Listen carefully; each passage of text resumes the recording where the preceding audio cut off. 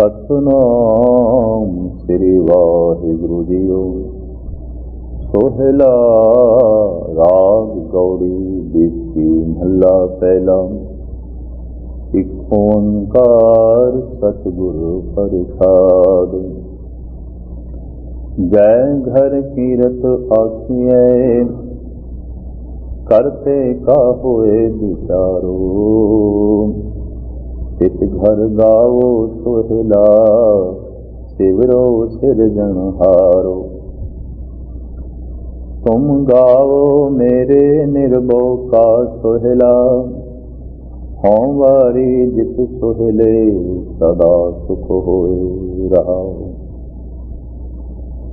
नित नित जीड़े समालियन देखेगा देवण हार। तेरे दाने कीमत ना पवे तिस दाते कौन कुमार। संबत साहा लिखिया मिलकर पाओ तेल। देहो सजणो असीसड़ियां जो होवे साहिब सुमेल। घर घर एहो पहुँचा सदड़े नित पवन।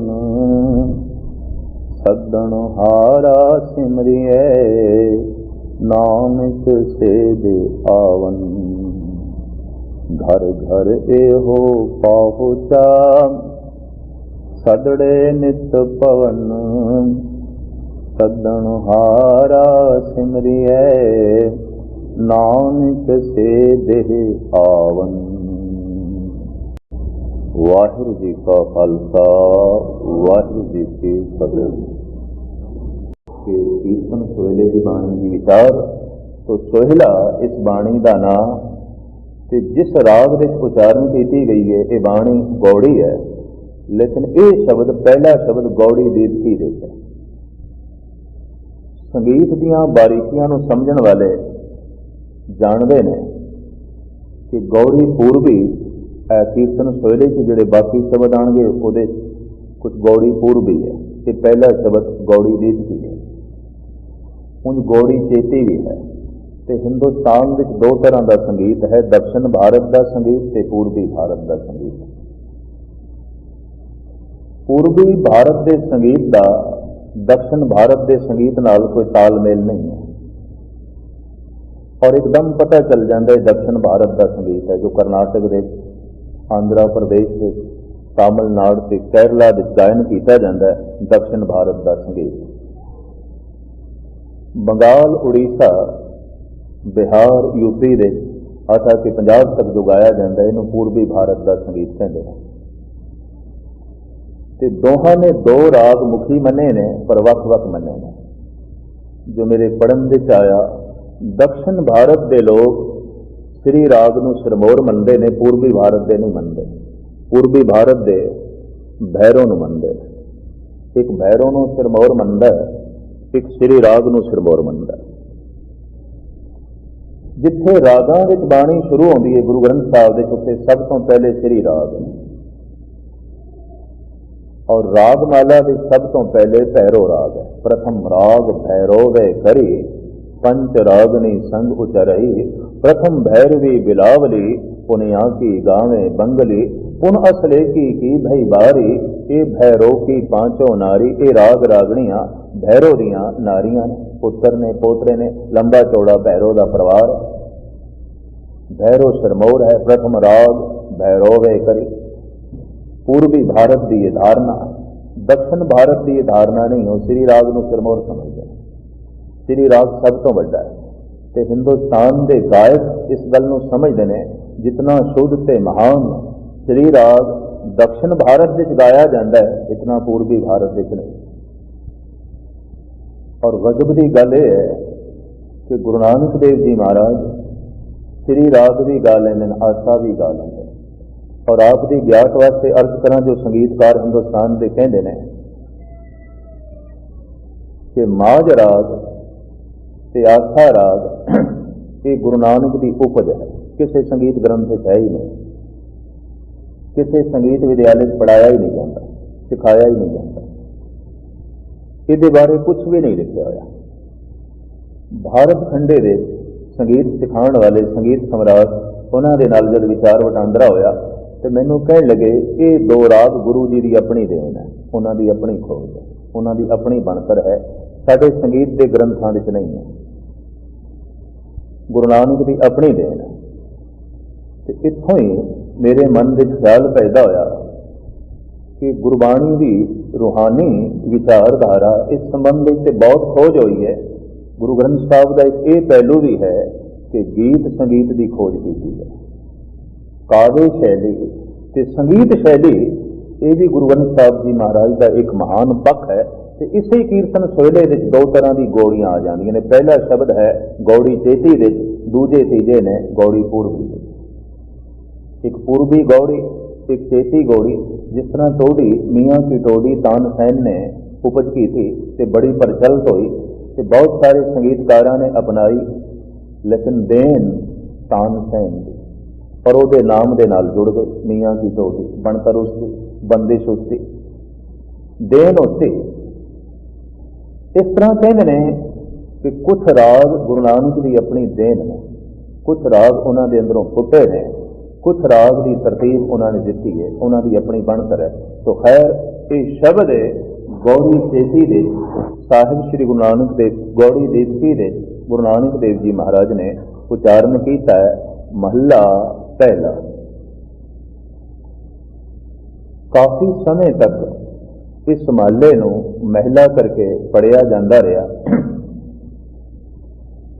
तो कुछ शब्द गुरु ग्रंथ साहब विच ऐसे ने कि अरबी फारसी नाल जोड़ दईए तो अर्थ कुछ होर बनते हैं, संस्कृत नाल जोड़िए तो अर्थ कुछ होर बनते हैं।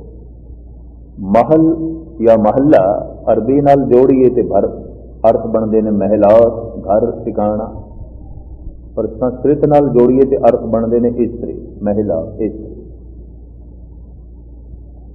इसे तरीके नाल कर्म लफ्ज़ फारसी का है, ये अखरी अर्थ करिए तो बख्शिश, कर्म बई फलाने ते खुदा का कर्म हो गया। कर्म शब्द को संस्कृत के लईए, हिंदी के लईए तो ये अर्थ बनते हैं कम, बख्शिश नहीं, कम बई तू कर्म की करता, कम धंधा की करता। पाक शब्द जिहड़ा अरबी ते फारसी दे इसके अर्थ करिए तो पवित्र, साफ सुथरा, पर संस्कृत दे पाक के अर्थ ने भोजन, ते पाक साल के अर्थ ने रसोई घर जिथे भोजन बनाया जाता। पाक भोजन ते पाक साफ सुथरा। उर्दू दे परशियन दे इसके अर्थ करिए तो साफ सुथरा, पाक दे, पर पाक नूं ले जाइए संस्कृत दे ये अर्थ बनते हैं भोजन, खाना पीना। इस तरह के अनेकों शब्द ने गुरु ग्रंथ साहब जी महाराज दे। अगर इस गल की पड़चोल ना की जाए कि ये जिहड़ा अखर है, ये जिहड़ा अल्फाज है, किहड़ी भाषा नाल संबंधित रखता है, तो अर्थ करन लगे बड़ी अड़चन हो गई। जे पाक नूं कोई उर्दू का ही लफ्ज़ समझ लवे तो होआ पाक पवित्र। इत्थे पाक के अर्थ ने भोजन, पाक के अर्थ पवित्र नहीं, क्योंकि पवित्र के नाल सतगुरु ने लिख दिता है अन्न देवता, पानी देवता, बैसंतर देवता लूण, पंजवा पाया कृत तां होआ पाक पवित्र। ये सारी साजो समग्री इकट्ठी हुई तां पवित्र भोजन बन गया, तां होआ पाक पवित्र, पाक भोजन, पवित्र पवित्र भोजन बन गया। ये सारा साजो समान इकट्ठा होया। पर पाक के अर्थ ने साफ सुथरा। इसे के आधार देते देश की वंड जद हुई तो मुसलमानों ने अपने मुल्क का नाम रखा पाकिस्तान, बई पवित्र घर, पवित्र स्थान, साफ सुथरा घर। पाक का मतलब साफ सुथरा। तो गुरु ग्रंथ साहब विच बेशतर ऐसे शब्द ने जिन्हों बारे ये सब तो पहले जानना होंदा है कि ये शब्द परशियन का है या संस्कृत का, वरना अर्थ करन लगे बहुत वड्डी अड़चन खड़ी हो जाती है। काफ़ी समय तक महिला के अर्थ इस्त्री किए जाते रहे तो महिला ही पढ़िया गया। भाई गुरु नानक देव जी महाराज इस्त्री रूप में बाणी उच्चारण कर रहे हैं, गुरु अंगद देव जी महाराज, गुरु अमरदास जी महाराज इस्त्री रूप में बाणी उच्चारण कर रहे हैं। पर गुरु ग्रंथ साहब जी महाराज की लिखत जिहड़ी है, जिस ढंग की लिखत मिल गई, उसने इस विचारधारा ਨੂੰ ਤੇ ਇਸ ਅਰਥਾਂ ਨੂੰ ਗਲਤ ਸਾਬਿਤ ਕੀਤਾ। अगर वाकई स्त्री रूप के उच्चारण करते हैं तो फिर इंज पढ़ना चाहिए महिला पहली, महिला दूजी, महिला तीजी, महिला चौथी, पर जो लिखत भी मौजूद है उस तरह लिखे आया महला दूजा, महला तीजा, महला चौथा, इंज लिखे। स्पष्ट हो गई गल कि स्त्री रूप नहीं उच्चारण किया। ये अर्थ ने गुरु नानक की पहली जोत जो पहले घर के उच्चारण कर रही है, दूजा घर, मल्ला दूजा, मल्ला तीजा, मल्ला चौथा, घर बदलते गए, जोत होई, जुगत होई, विचार होई, घर बदलते गए। पंजवें घर दे, चौथे घर दे, तीजे घर दे गुरु नानक दी बोल रहे मल्ला नावा हूँ नौवें घर दे बोलते हैं। जोत होई, जुगत होई, विचार होई, फिलसफा होई, प्रकाश होई, घर बदल गए, शरीर बदल गए, शरीर घर है ठिकाना। इस तरह शरीरों विचों शरीर है गुरु ग्रंथ साहब जी महाराज, जिसनों असीं 11वां शरीर कहते हैं। तो गुरु ग्रंथ साहब जी महाराज 11वें घर में 11वां ठिकाना, जिस दे शब्द हमेशा लई टिक गया, रह गया। तो महल तो ये शब्द है महला, ठिकाना, अस्थान। महिला पढ़न नाल फिर अर्थ हो जाते हैं स्त्री। तो शब्द है परशिंदा अरबी का। अगां है मूल मंगलाचरण एक ओंकार सतगुरु प्रसाद, क्योंकि सिख जगत के हुण तमाम सिरमौर विद्वान इसके अर्थ स्त्री नहीं करते और इसके लिखती सबूत गुरु ग्रंथ साहब जी महाराज के चों मिल जाते हैं। दूजा तीजा जो नाल लिखा है ये अर्थ स्त्री रूप की सूचना नहीं देंगे। खैर एक ओंकार सतगुरु प्रसाद ये मूल मंगलाचरण है। ते मूल का मतलब है सब तो पहले, सब तो प्रथम। सिख जगत यह भी एक विवाद का कारण रहा काफ़ी समय तक कि मूल मंगलाचरण थल्ले है या ऊपर है। बहुत काफ़ी समय तक ये विवाद का कारण रहा है। और जो दास ने लिखती बीड़ा के दर्शन किए ने पहले जो मौजूद ने, ये मंगलाचरण बिल्कुल एक पासे सज्जे पासे लिखे है, ना ऊपर लिखे है ना थल्ले लिखे है। जो लिखती बीड़ा ने ना ऊपर लिखे है ना थल्ले, बिल्कुल सज्जे पासे लिखे है किनारे पर। बाणी सारी लिख के ये मंगलाचरण बिल्कुल एक पासे ते लिखे सज्जे पासे। विद्वानों ने अंदाजा लाया कि सज्जे पासे का मतलब है ऊपर है। ते मूल मंत्र मूल मंगल का मतलब ही है बुनियादी पहले, सब तो पहले। कोई बाणी कोई राग उच्चारण करना है तो मंगलाचरण पहले है। पर बाद में चूंकि विवाद बहुत बढ़ गया, बहुत बढ़ गया तो कई टकसालां आपस में टकराइयां, तो बकायदा नाप के देखा गया भी वो जड़ा सज्जे पासे जितना थले या जितना ऊपर लिखे आया उस ढंग नाल ही लिखा जाए, उस ढंग नाल ही छापिया जाए। वरना ये मंगलाचरण ऊपर थले नहीं लिखे, बिल्कुल सज्जे पासे लिखे, हाथ नाल लिखे और सारी बीड़ा उन्होंने दिनों हाथ नाल जो है लिखिया जांदियां सन। तो हुण जिथे जिथे वो हाथ नाल लिखिया थोड़ा जिहा ऊपर है, उत्थे ते मंगलाचरण ऊपर कर दिता गया। तो जिथे जिथे वो सज्जे पासे लिखा थोड़ा जिहा थले प्रतीत होंदा है, उन्होंने राग दे ते महले दे थले लिखा गया। इस ढंग नाल ये फैसला होया। खैर ये लंबियां चौड़ियां गल्लां दे मैं थोड़ा बहुत सारा वक्त जो है ना लवां। तो मूल मंगल का मतलब ही है बुनियादी मंगल, मूल मंत्र, बुनियादी मंत्र जिसके आधार से सब कुछ खड़ा किया गया। तो सिख जगत के गुरु घर के ये मूल मंगल है, मूल मंगलाचरण है, मूल मंत्र है, जिस विच परमात्मा के बुनियादी गुणों का जिक्र कर दिता गया। तो चूंकि दास प्रथम एक दो दफा जपजी साहब की कुछ पौड़ियां मूल मंत्र के अर्थ आप जी के सामने कर चुके हैं, सिर्फ मुख्तसर रूप में अर्ज करा। एक ओंकार उदासी इसनों उन्होंने बहुत सारा पक्ष कार नहीं पढ़ता, एक ओम करके पढ़ता है। तो कई नाल इस संबंधित काफ़ी बहस मुबासा भी होया। वो कहते हैं शब्द ए धुन एक ओम है, और जब भी किसी ने अनाहत विच सुनी है तो वो अंग है। लेकिन क्योंकि लिखती मिलता है, ओंकार पूरा लिखती मिलता है गुरु ग्रंथ साहब जी महाराज के, बकायदा एक बाणी है जिस बाणी का नाम है ओंकार।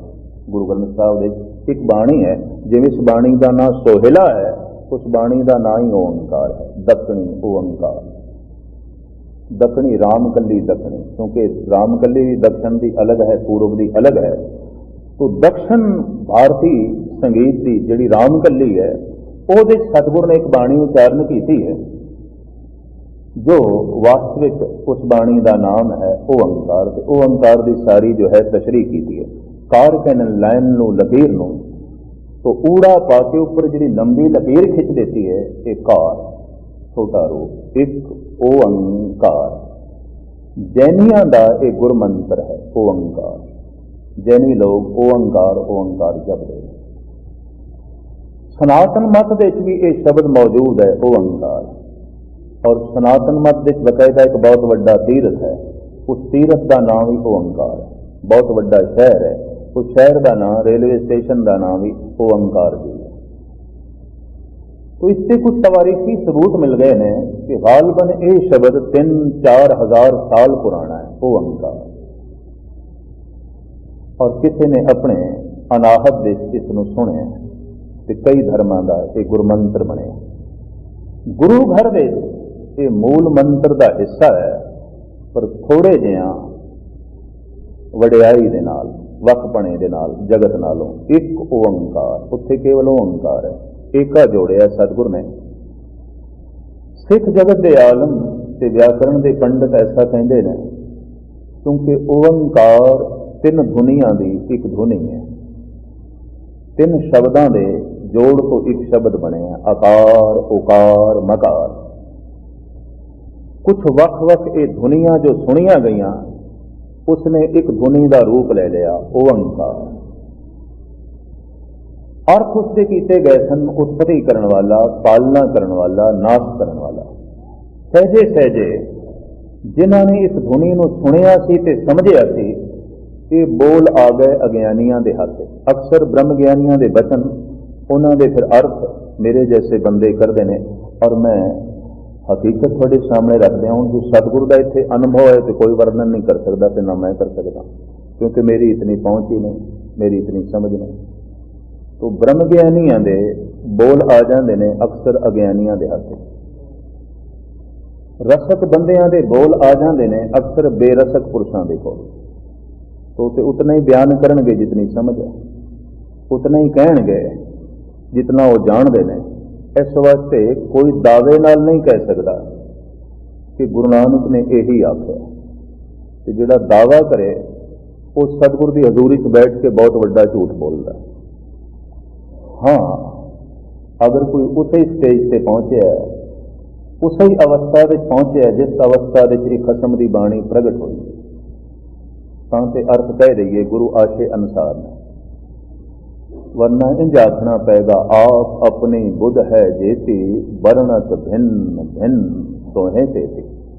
कहते ने भाई मनी सिंह ने गुरु गोबिंद सिंह जी महाराज को बेनती भी की थी, पातशाह बाणी के अर्थ कर दो, तुसी आप कर लो, मेहनत करो थोड़ी, ताकि अर्थां का विवाद ना खड़ा हो। साहब कहने लगे नहीं, कि इतना गहरा सागर है जिसकी कोई सतह नहीं, तो जिहड़ा जितनी डुबकी ला लवेगा उन्होंने उतने अर्थों की समझ आ जाए, और यदि तय नहीं।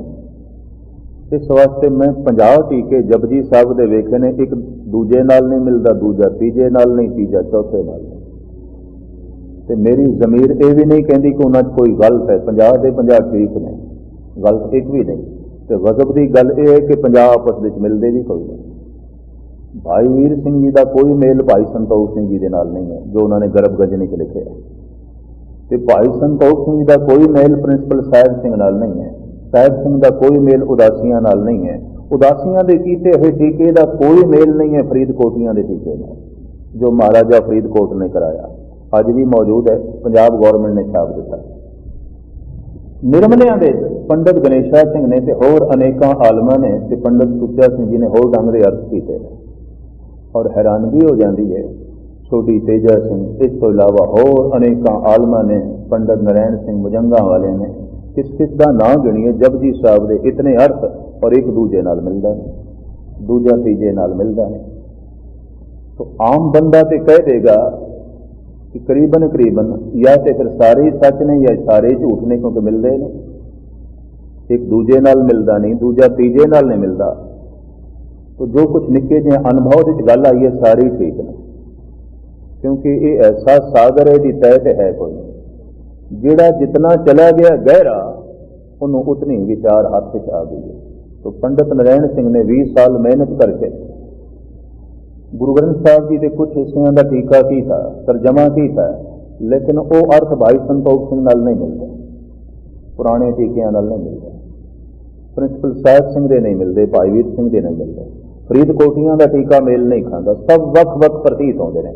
तो गुरु गोबिंद सिंह जी महाराज ने जो कहा बिल्कुल ठीक किया, मनी सिंह जिसकी बुद्ध जितनी गहरी डुबकी ला लवेगी विचार उतनी पल्ले पै जाए, कोई दावे नाल नहीं कह सकता यही विचार है। इस वास्ते मैं अर्ज करा, कोई बंदा ऐसा नहीं कह सकता कि गुरु नानक दे इस शब्द की विचार का असीं भोग पा दिता, समय का भोग पिया है, बंदे तेरे दिमाग का भोग पै गया, तेरी सोचण शक्ति का भोग पै गया, गुरु नानक के शब्द का भोग नहीं पिया।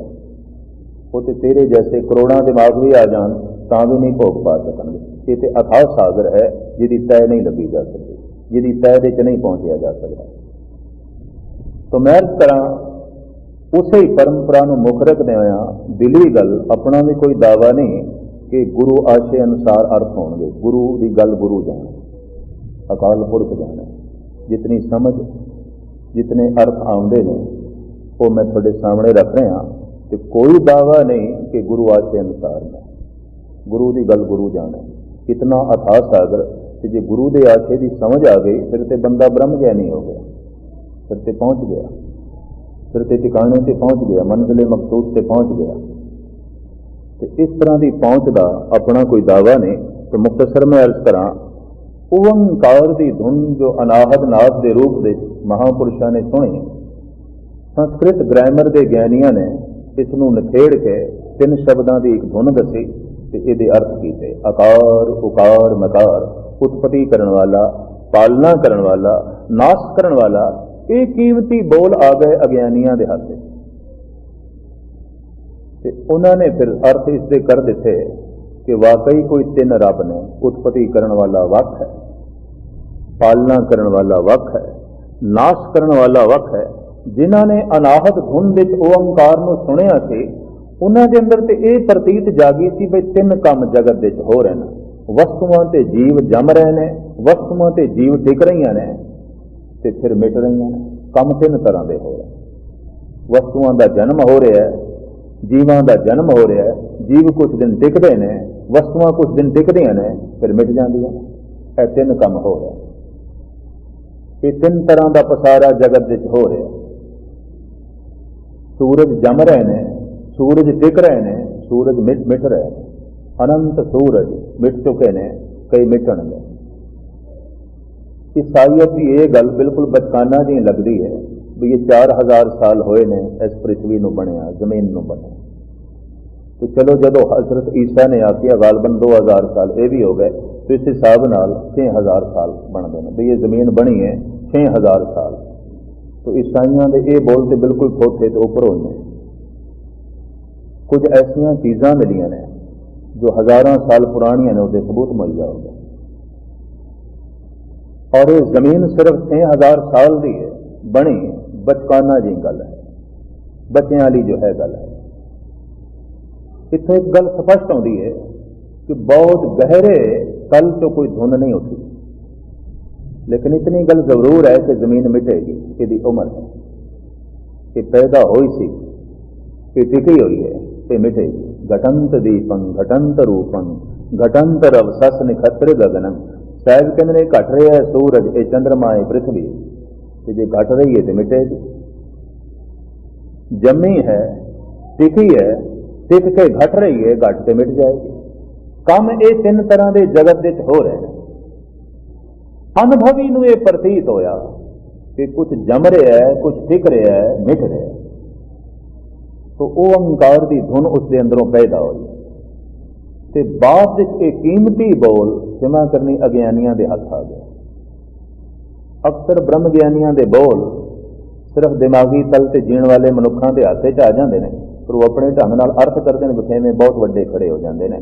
तो विखेवें खड़े हो गए, उन्होंने 3 रब बना दिते, ब्रह्मा विष्णु महेश। ब्रह्मा उत्पत्ति कर रहे हैं, विष्णु पालना कर रहे हैं, शंकर नाश कर रहे हैं। 3 रब पूजे गए और पूजे जा रहे, अज भी पूजे जा रहे। जिस विष्णु के मंदिर बहुत ज्यादा ने, शंकर के मंदिर बहुत ज्यादा ने, समुचे भारत का दास ने भ्रमण किया, ब्रह्मे का एक कोई मंदिर में वेखे, और नहीं किधरे भी नहीं, किसी वड्डे तीरथ से ब्रह्मे का कोई मंदिर नहीं।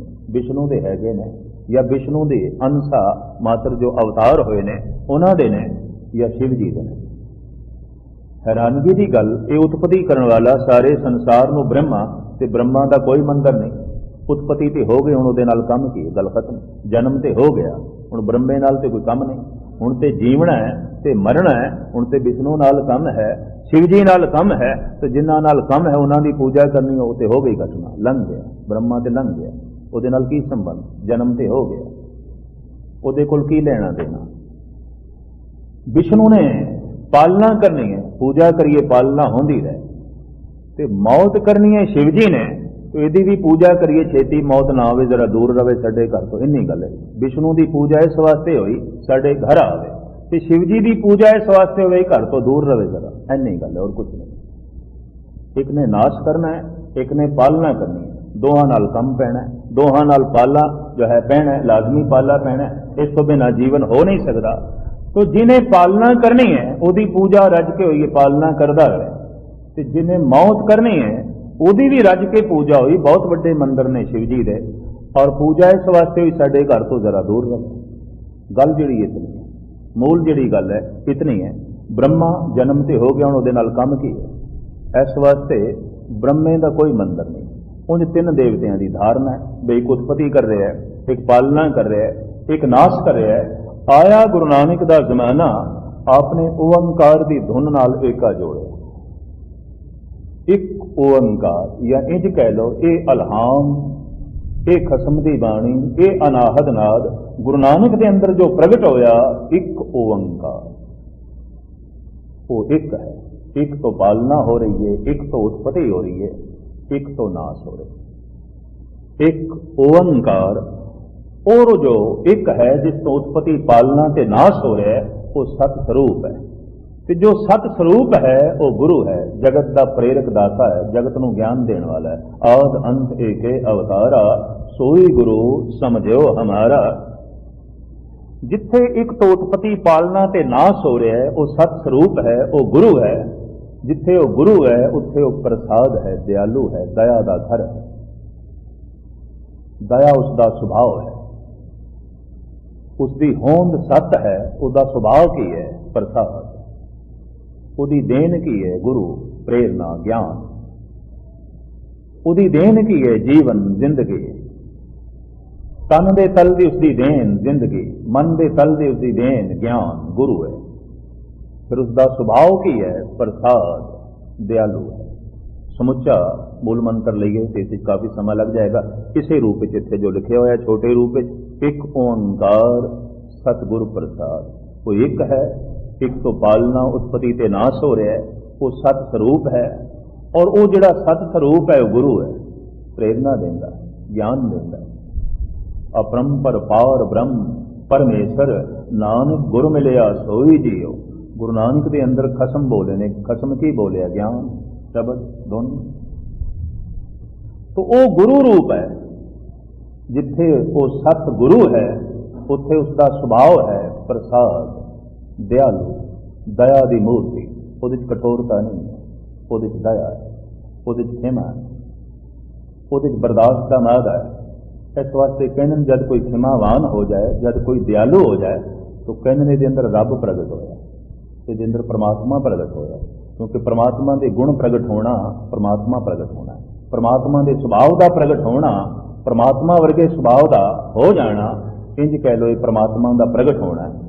तो इत्थे तक ते ये मूल मंत्र, मूल मंगल छोटा, सोहला खुशी दे गीत, ते खुशी का गीत जो गुरु नानक देव जी महाराज ने उचारण किया है, सिर्फ प्रथम पंक्ति एक पंक्ति दे मैं अर्थ कर दें, समा काफ़ी हो गया तो कल मैं खुलासा करांगा पहले शब्द का।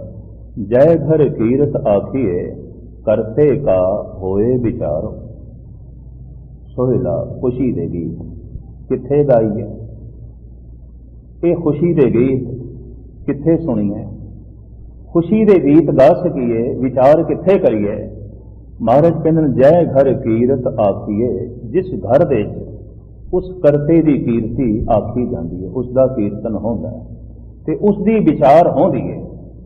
ये खुशी दे सोहले तो उत्थे गा, इस खुशी की विचारां तो उत्थे सुन। भाव सतसंग भाव गुरु द्वारे होए सोजी पाए सी। जिथे बैठ के उस सच की विचार होवे, जिथे बैठ के उस सच की कीर्ति होवे, उस घर दे उस खुशी दे सोहले नूं तू सुन, उदी जो है तू विचार कर। जय घर कीरत आखिए, जिस घर दे जिस सतसंग रूपी घर दे जिस इकत्रता दे उस परिपूर्ण परमात्मा की कीर्ति आखी जा रही है, उसका जस गायन हो रहा है, ते करते का होए विचारो, ते करते दियां विचारां हो रही। मैं एक निक्की जी अर्ज करा, जो मनुख की विचार का हिस्सा बन जाए वही जगत दे है, बाकी जगत दे नहीं है, कुछ भी नहीं है। जो साडी विचार का हिस्सा बन गया वो है, बाकी नहीं है। जो साडी सोचने का हिस्सा बन गया वो है, बाकी नहीं है। जो साडे मन का हिस्सा बन गया वो है, बाकी नहीं है। भगत कबीर जी महाराज को पूछा गया, तुसी रब नूं किवें जाणिया? आपने सिर्फ दो पंक्तियां च गल मुकाई है, कहो कबीर मन मानिया, मन मानिया कौ हर जानिया। मन मन गया, परमात्मा साडी सोचने का हिस्सा बन गया, साडे विचारां का हिस्सा बन गया, असीं जान लिया, असीं जुड़ गए उस नाल।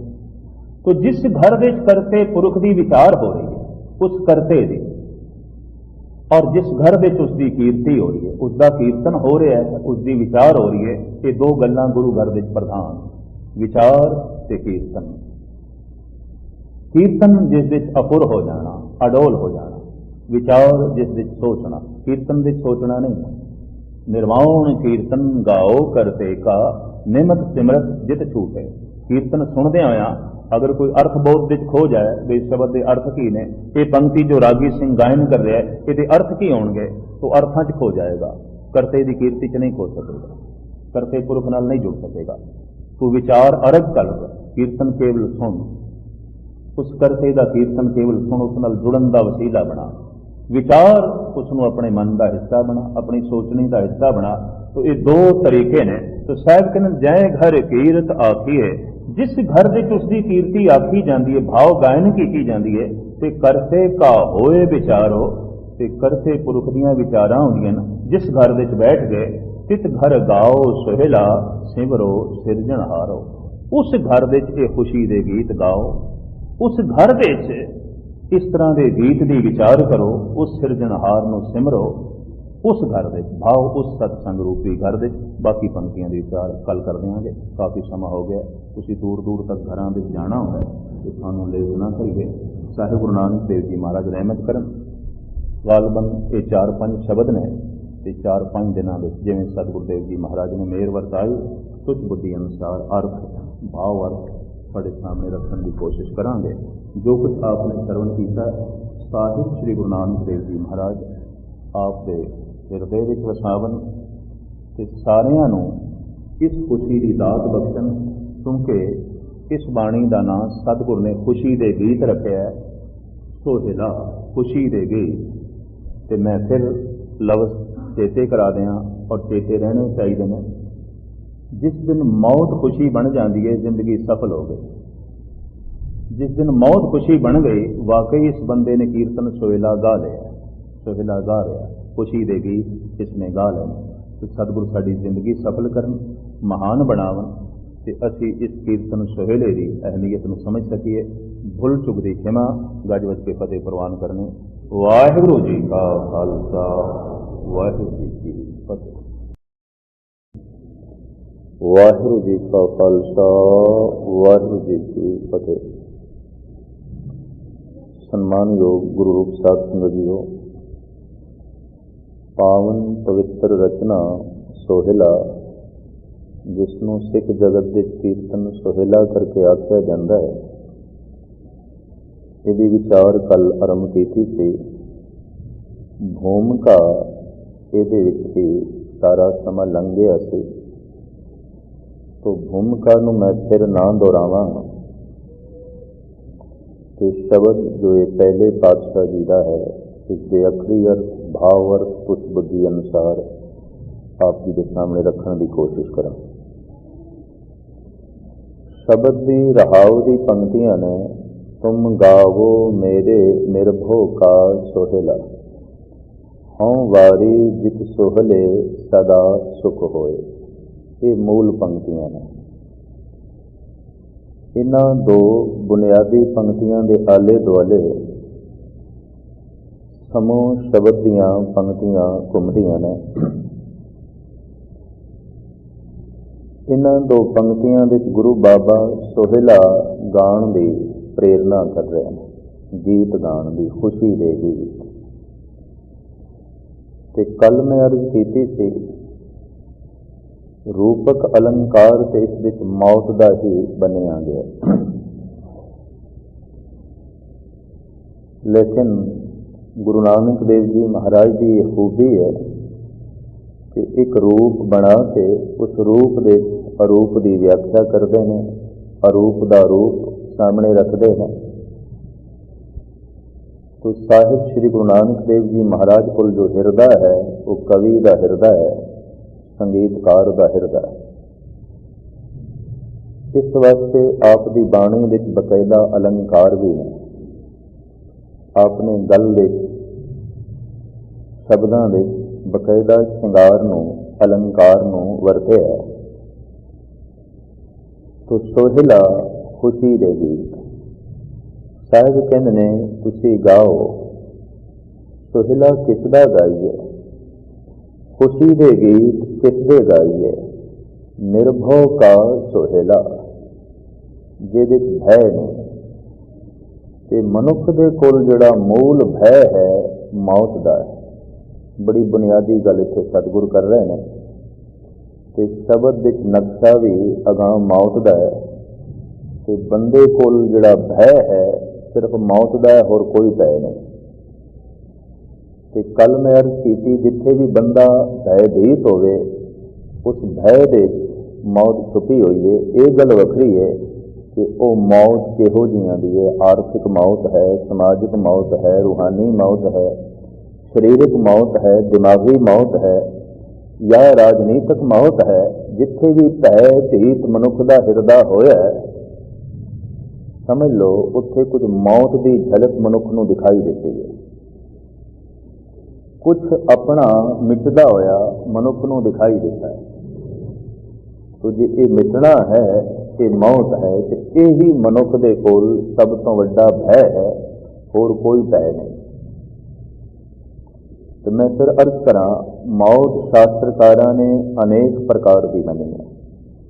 ਤੋ ਜਿੱਥੇ ਵੀ ਭੈ ਖੜਾ ਹੋਵੇ, ਭੈਭੀਤ ਹੈ ਮਨੁੱਖ, ਕਿਧਰੇ ਇੱਜ਼ਤ ਖਤਰੇ 'ਚ ਹੋਵੇਗੀ, ਕਿਧਰੇ ਸਰੀਰ ਖਤਰੇ 'ਚ ਹੋਵੇਗਾ, ਹੋ ਸਕਦਾ ਹੈ ਰਾਜ ਸਤਾ ਖਤਰੇ ਵਿੱਚ ਹੋਵੇ, ਮਾਣ ਮਰਿਆਦਾ ਖਤਰੇ ਵਿੱਚ ਹੋਵੇ, ਅਰਥ ਧਨ ਮਿਟਦਾ ਹੋਇਆ ਦਿਖਾਈ ਦੇਵੇ। ਤੋ ਜੋ ਕੁਛ ਵੀ ਮਿਟਦਾ ਹੋਇਆ ਦਿਖਾਈ ਦੇਵੇ, ਭੈਭੀਤ ਹੋ ਜਾਂਦਾ ਹੈ ਮਨੁੱਖ। ਮਨੁੱਖ ਇੱਕ ਹੈ ਤੇ ਹਜ਼ਾਰਾਂ ਤਰ੍ਹਾਂ ਦੇ ਭੈ ਦਾ ਬੋਝ ਮਨੁੱਖ ਦੇ ਸਿਰ ਦੇ ਉੱਤੇ। ਮਨੁੱਖ ਭੈ ਦੇ ਨਾਲ ਹੀ ਦਬੇ ਹੋਇਆ ਹੈ। ਤੋ ਮਨੁੱਖ ਤੇ ਉਸੇ ਦਿਨ ਹੀ ਪੂਰਨ ਤੌਰ ਤੇ ਖੁਸ਼ ਹੋ ਸਕਦਾ ਹੈ, ਜਿਸ ਦਿਨ ਇਹ ਭੈ ਦੀ ਪੋਸ, ਇਹ ਭੈ ਦੀ ਪੰਡ ਇੱਕ ਪਾਸੇ ਰੱਖ ਦੇਵੇ। ਤੋ ਭੈ ਦੀ ਇਹ ਪੰਡ ਕੌਣ ਉਤਾਰੇਗਾ? ਨਿਰਭਉ ਹੀ ਉਤਾਰ ਸਕਦਾ ਹੈ, ਹੋਰ ਕੋਈ ਨਹੀਂ। ਨਿਰਭਉ ਜਪੇ ਸਗਲ ਭਉ ਮਿਟੇ। ਇਸ ਵਾਸਤੇ ਸਾਹਿਬ ਕਹਿੰਦੇ ਨੇ, ਤੁਸੀਂ ਗਾਓ ਸੋਹਿਲਾ, ਖੁਸ਼ੀ ਦੇ ਗੀਤ ਗਾਓ। ਪਰ ਖੁਸ਼ੀ ਦੇ ਗੀਤਾਂ ਵਿੱਚ ਆਧਾਰ ਕਿਸ ਨੂੰ ਬਣਾਈਏ, ਮੂਲ ਕਿਸ ਨੂੰ ਰੱਖੀਏ? तो साहिब कहते निर्भव का सोहेला, निर्भव दे गीत गाओ, निर्भव दे खुशी दे गीत गाओ। क्यों गाइए? हों वारी जित सोहेले सदा सुख होई। साहिब कहते मैं सदके जाना इस तरह के खुशी के गीतों तो, जिस निर्भव का सोहेला गायन करिए तो सदैवी सुख की प्राप्ति हो जाती है। सदैवी सुख तो मुराद कोई भय नहीं रहा, हुण चिंता नहीं, हुण भय नहीं। ये ने मूल पंक्तियां, बुनियादी पंक्तियां। पर हुण सवाल ये पैदा होंदा है, ये सोहिला कित्थे गाइए ते गायन की प्रेरणा कित्थों लईए?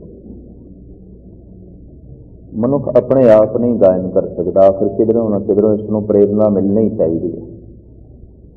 कहते ने संसार का ज्ञान सारे का सारा अखां दे आसरे ते खड़ा है, ते धर्म का सारे का सारा ज्ञान कन्नां दे आसरे ते खड़ा है।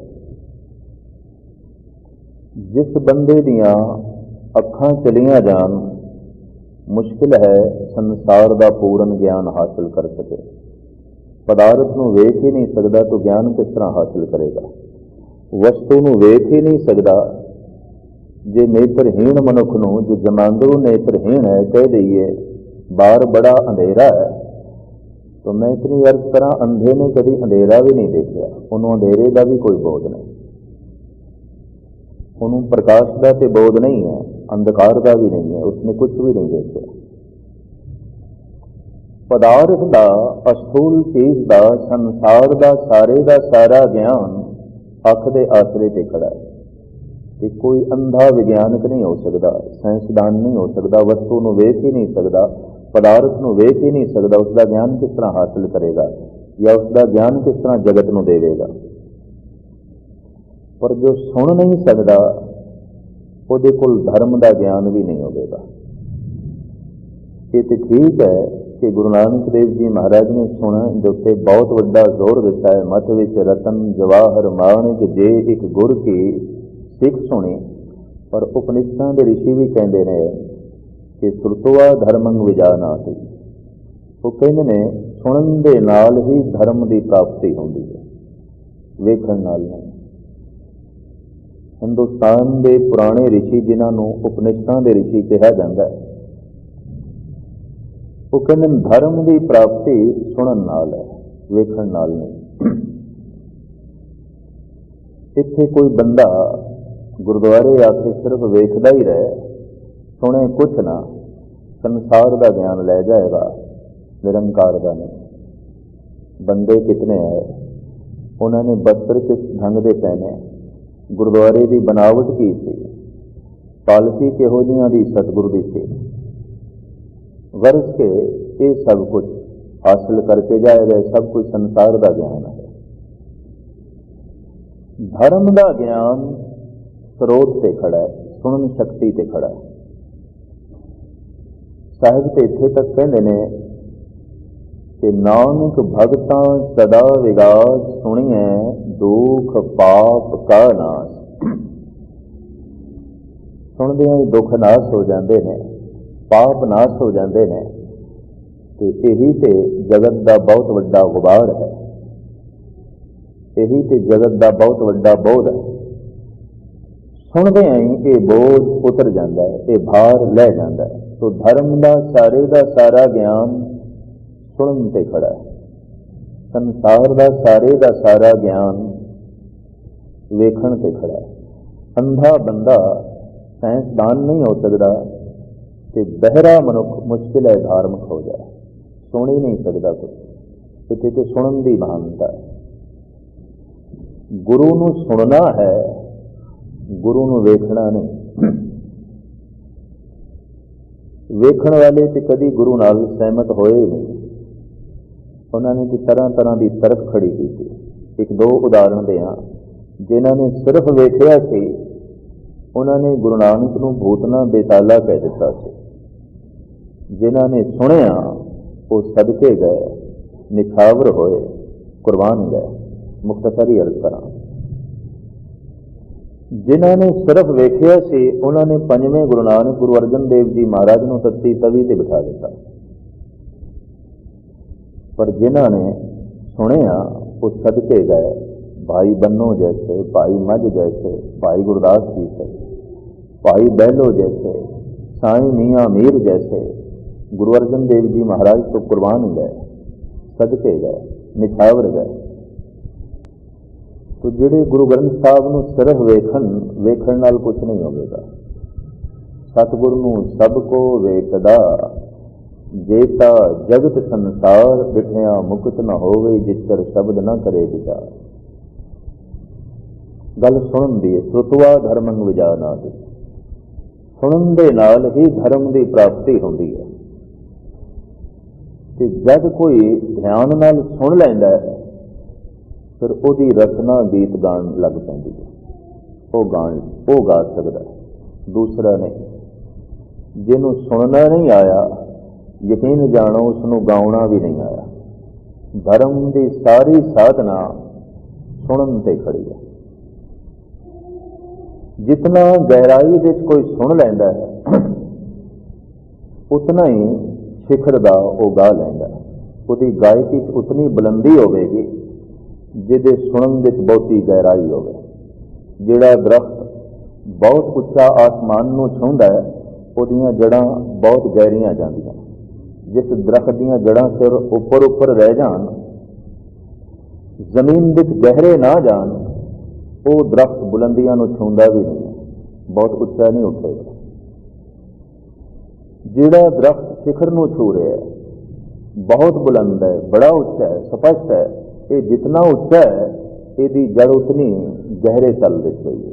जिसने जितना गहरा सुनिया है उसने उतना ही उच्चा गाया है। ये मूल गल है।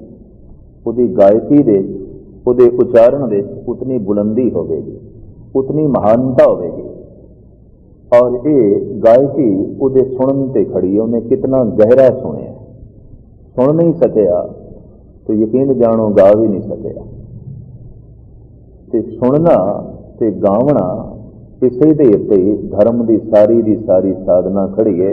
सरवन गोबिंद गुण सुनो और गाओ रसना गीत। पहले सुनो, बहुत गहरे तल दे सुनो और इतना ध्यान पूर्वक सुन कि सुन के तेरी रसना गा उठे, बोल उठे, वाह वाह निकल पवे, वाहिगुरु वाहिगुरु आपे निकल पे, वाहिगुरु दी धुन निकल पे। तो इतना गहराई नाल सुन, इतना ध्यान पूर्वक सुन। कि ध्यान पूर्वक सुनना ये भी मजबूरी है आखना, वरना सुनदा ही ध्यान है, कन नहीं सुनते। सुनना किसने है, ध्यान नहीं तो सुनना। एक बंदा बहुत उच्ची उच्ची बोल रहा होंदा, दूजा सुन रहा है, तो सुनने वाला अचनचेत कह देंदा, मित्रा ये गल फिर आख, मैं नहीं सुनी। बई तू क्यों नहीं सुनी? बोलन वाला इतनी उच्ची बोलता पाया, फिर तू क्यों नहीं सुनी? कहता मेरा ध्यान किसी होर पासे चला गया। तो सुनना तो ध्यान ने और किसने सुनना। तो मैं इतनी अर्ज करा, ध्यान एक मिनट वास्ते भी इकागर करना गुरु की गल, रब की गल वास्ते बड़ा औखा है, इधर उधर हो जाता है। जिस बंदे की स्रोत गहरी नहीं उस बंदे की गायकी उच्ची नहीं होगी। बस इतनी गल है, ये पहचान है। जिस दरख्त दियां जड़ां बहुत गहरियां नहीं ने वो दरख्त बहुत उच्चा नहीं होगा, बहुत बुलंद नहीं होगा, शिखरता नूं नहीं छूएगा, बुलंदियां नूं नहीं छूएगा।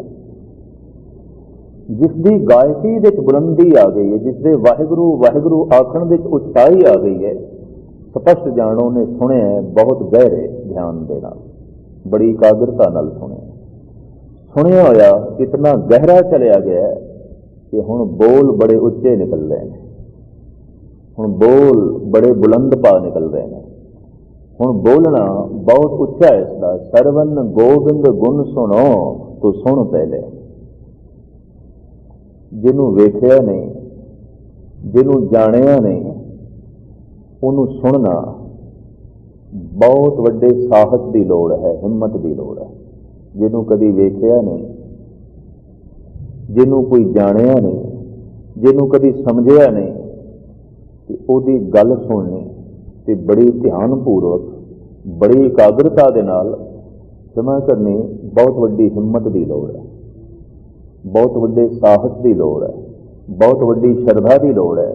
ਵਰਨਾ ਜਿਹਨੂੰ ਵੇਖਿਆ ਨਹੀਂ, ਜਿਹਨੂੰ ਜਾਣਿਆ ਨਹੀਂ, ਜਿਹਨੂੰ ਸਮਝਿਆ ਨਹੀਂ, ਉਹਦੀ ਗੱਲ ਸੁਣੀ ਕਿਸ ਤਰ੍ਹਾਂ ਧਿਆਨ ਨਾਲ ਸੁਣੀ?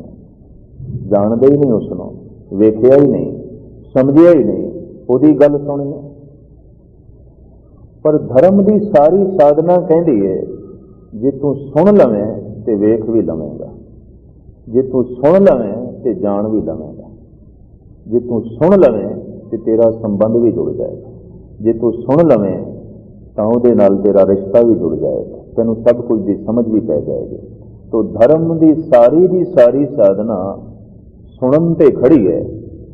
ਇਸ ਵਾਸਤੇ ਸਤਿਗੁਰੂ ਦੇਵ ਜੀ ਮਹਾਰਾਜ ਮੂਲ ਪੰਕਤੀ ਜੋ ਜਪਜੀ ਸਾਹਿਬ ਦੀ ਉਹਦੇ ਸਪਸ਼ਟ ਕਹਿੰਦੇ ਨੇ, ਸੁਣੀਐ ਮੰਨੀਐ ਮਨ ਕੀਤਾ ਭਾਵ। ਪ੍ਰਥਮ ਤੇ ਸੁਣਨਾ, ਮੂਲ ਗੱਲ ਸੁਣਨ ਦੀ। ਸ਼੍ਰੁਤਵਾ ਧਰਮੰ ਵਿਜਾਨਾਤਿ, ਜੇ ਇੱਕ ਗੁਰ ਕੀ ਸਿੱਖ ਸੁਣੇ, ਨਾਨਕ ਭਗਤਾਂ ਸਦਾ ਵਿਗਾਸ ਸੁਣੀਐ ਦੁਖ ਪਾਪ ਕਾ ਨਾਸ਼। ਜਿਤਨੇ ਜਿਤਨਾ ਗਹਿਰੇ ਤਲ ਵਿੱਚ ਸੁਣਿਆ, ਗਹਿਰਾਈ ਵਿੱਚੋਂ ਪਾਪ ਦੁੱਖ ਨਿਕਲ ਜਾਣਗੇ। ਔਰ ਜਦ ਪਾਪ ਨਿਕਲ ਗਏ, ਦੁੱਖ ਨਿਕਲ ਗਏ, ਹਿਰਦਾ ਹੌਲਾ ਹੋ ਗਿਆ, ਅੰਦਰ ਖੁਸ਼ੀ ਪੈਦਾ ਹੋਈ, ਗੀਤ ਫੁੱਟਣਗੇ, ਖੁਸ਼ੀ ਦੇ ਗੀਤ, ਆਨੰਦ ਦੇ ਗੀਤ। ਉਹਨਾਂ ਗੀਤਾਂ ਵਿੱਚ ਬੜੀ ਬੁਲੰਦੀ ਹੋਵੇਗੀ। ਮੈਂ ਇੱਕ ਦਿਨ ਪੜ੍ਹ ਰਿਹਾ ਸੀ ਤਾਨਸੈਨ ਦੇ ਸੰਬੰਧ ਵਿੱਚ, ਅਕਬਰ ਦੇ 9 ਰਤਨਾਂ ਵਿੱਚੋਂ, ਦਰਬਾਰੀ 9 ਰਤਨਾਂ ਵਿੱਚੋਂ ਇਹ ਇੱਕ ਬੜਾ ਕੀਮਤੀ ਰਤਨ ਸੀ। ਤੇ ਅਕਬਰ ਇਸ ਤੇ ਬਹੁਤ ਖੁਸ਼ ਸੀ, ਬਹੁਤ ਖੁਸ਼ ਸੀ। ਤੇ ਅਕਬਰ ਨੇ ਇੱਕ ਦਿਨ ਪੁੱਛ ਲਿਆ ਤਾਨਸੈਨ ਨੂੰ, ਤੂੰ ਇਤਨਾ ਗਹਿਰਾ ਗਾਉਂਦਾ ਹੈ, ਤੇਰੇ ਗਾਉਣ ਵਿੱਚ ਇਤਨਾ ਰਸ ਹੈ, ਮੈਨੂੰ ਇਤਨਾ ਸਵਾਦ ਆਉਂਦਾ ਹੈ ਕਿ ਜਿਸ ਗੁਰੂ ਕੋਲੋਂ ਤੂੰ ਸਿੱਖਿਆ ਉਹ ਗੁਰੂ ਤੇ ਬਹੁਤ ਮਹਾਨ ਹੋਵੇਗਾ। ਸਵਾਮੀ ਹਰੀਦਾਸ ਦਾ ਚੇਲਾ ਸੀ ਬਿੰਦਰਾਬਨ ਵਾਲੇ ਦਾ, ਉਹਦੇ ਕੋਲ ਇਸਨੇ ਸੰਗੀਤ ਸਿੱਖਿਆ ਸੀ। ਤਾਨਸੈਨ ਕਹਿਣ ਲੱਗੇ, ਹਾਂ ਮੈਂ ਤੇ ਕੁਛ ਵੀ ਨਹੀਂ, ਜੋ ਮੇਰਾ ਗੁਰੂ ਗਾਉਂਦਾ ਹੈ, ਜੋ ਮੇਰਾ ਉਸਤਾਦ ਗਾਉਂਦਾ ਹੈ, ਉਹ ਮੈਂ ਜ਼ਬਾਨ ਨਾਲ ਬਿਆਨ ਵੀ ਨਹੀਂ ਕਰ ਸਕਦਾ, ਔਰ ਉਸ ਦਾ ਇਹ ਲੇਸ਼ ਮਾਤਰ ਵੀ ਮੈਂ ਪ੍ਰਗਟ ਨਹੀਂ ਕਰ ਸਕਦਾ। ਉਹ ਇਤਨਾ ਮਹਾਨ ਗਾਉਂਦਾ ਹੈ, ਉਹਦੀ ਗਾਇਕੀ ਵਿੱਚ ਕਿਤਨੀ ਬੁਲੰਦੀ ਹੈ। ਅਕਬਰ ਕਹਿਣ ਲੱਗੇ, ਫਿਰ ਮੈਂ ਸੁਣਨਾ, ਹਰੀਦਾਸ ਨੂੰ ਮੈਂ ਸੁਣਨਾ। ਤਾਨਸੈਨ ਕਹਿਣ ਲੱਗੇ, ਉਹ ਤੇ ਜਦ ਮੌਜ ਚ ਆਉਂਦਾ ਹੈ, ਮਸਤੀ ਚ ਆਉਂਦਾ ਹੈ, ਉਦੋਂ ਗਾਉਂਦਾ, ਉਂਝ ਨਹੀਂ ਗਾਉਂਦਾ, ਕਹਿਣ ਤੇ ਨਹੀਂ ਗਾਉਂਦਾ, ਆਖਣ ਤੇ ਨਹੀਂ ਗਾਉਂਦਾ। ਜਦ ਉਸਦੇ ਅੰਦਰੋਂ ਨਗਮੇ ਫੁੱਟਦੇ ਨੇ ਉਦੋਂ ਗਾਉਂਦਾ। ਇਤਿਹਾਸ ਇਹ ਕਹਿੰਦਾ ਹੈ ਕਿ ਸਾਹਿਤ, ਕਲਾ ਤੇ ਸੰਗੀਤ ਦਾ ਇਹ ਪ੍ਰੇਮੀ ਸੀ ਅਕਬਰ। ਇੱਕ ਦਿਨ ਰਾਤ ਨੂੰ ਹਰੀਦਾਸ ਦੀ ਕੁਟੀਆ ਦੇ ਆਲੇ ਦੁਆਲੇ ਇੱਕ ਦਰਖਤ ਥੱਲੇ ਛੁਪ ਗਏ ਅਕਬਰ ਤੇ ਤਾਨਸੈਨ। ਸੁਣਿਆ ਸੀ ਅੱਧੀ ਰਾਤ ਤੋਂ ਬਾਅਦ ਕਦੀ ਮੌਜ ਆਉਂਦਾ ਹਰੀਦਾਸ ਤੇ ਗਾਉਂਦਾ। ਵਾਕਈ ਉਸਨੇ ਗਾਇਆ। ਅੱਧੀ ਰਾਤ ਬਤੀਤ ਹੋਈ ਤੇ ਜਦ ਮੈਂ ਇਤਿਹਾਸ ਪੜ੍ਹਿਆ ਤਾਂ ਸਬਰ ਦੀ ਦਾਦ ਦੇਣੀ ਪਏਗੀ ਅਕਬਰ ਦੇ ਵੀ, ਕਿ ਉਡੀਕਦਾ ਰਿਹਾ ਕਦੋਂ ਗਾਏਗਾ। ਨਹੀਂ ਤੇ ਇਤਨਾ ਸਮਰਾਟ ਮੁਗਲੇ ਆਜ਼ਮ ਤੇ ਇਤਨਾ ਸੁਖ ਰਹਿਣਾ ਥੋੜੀ ਜਿਹੀਆਂ ਗੱਲ ਤੇ ਬੇਚੈਨ ਹੋ ਸਕਦਾ ਸੀ, ਵਾਪਸ ਜਾ ਸਕਦਾ ਸੀ। ਉਹਦੇ ਸਬਰ ਨੂੰ ਦਾਦ ਦੇਣੀ ਪਏਗੀ। ਜਦੋਂ ਗਾਇਆ ਵਿਸਮਾਤ ਤਾਰੀ ਹੋ ਗਿਆ ਤਾਂ ਅਕਬਰ ਨੇ ਪਹਿਲਾ ਪ੍ਰਸ਼ਨ ਤਾਨਸੈਨ ਤੇ ਇਹ ਕੀਤਾ, तेरी गायकी में इतना रस क्यों नहीं, तेरी गायकी इतनी बुलंद क्यों नहीं। ये पहला प्रश्न सी अकबर का। मुद्दतां तो सुनदा आ रहा सी तानसेन नूं,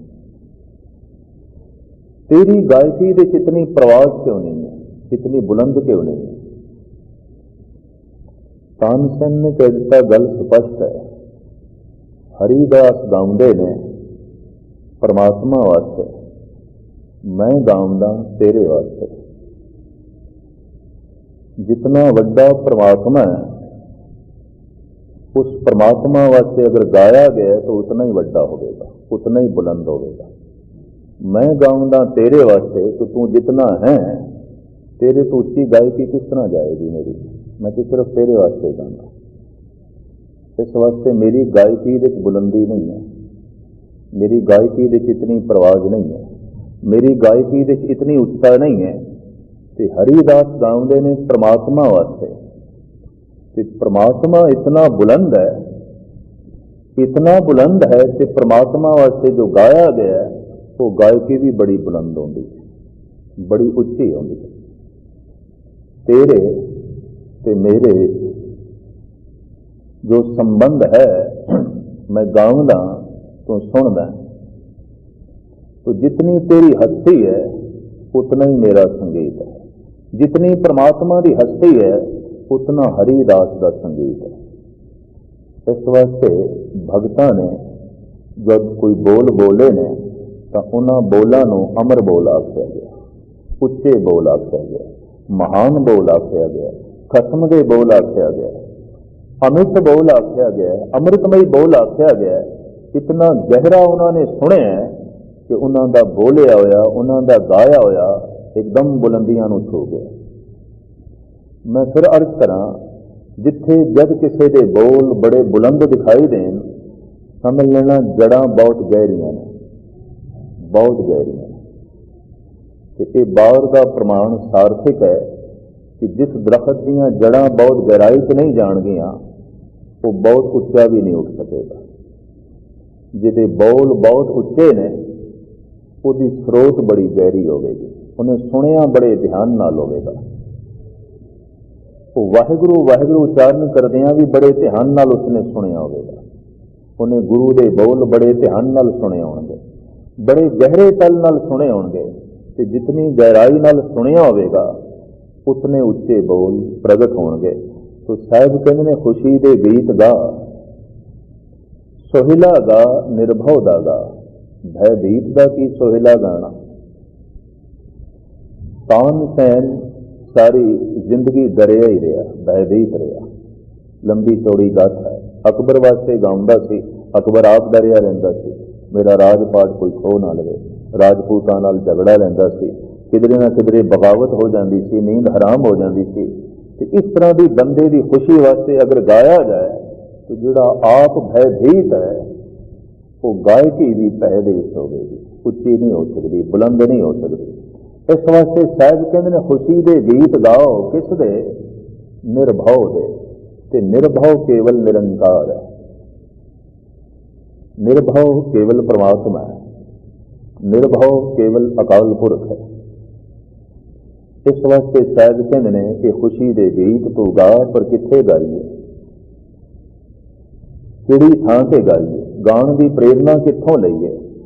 तो सतगुरुदेव जी महाराज ने जो बोल इत्थे अंकित किए ने आप जी के सामने रखा। जय घर कीरत आखिए, करते का होए विचारो।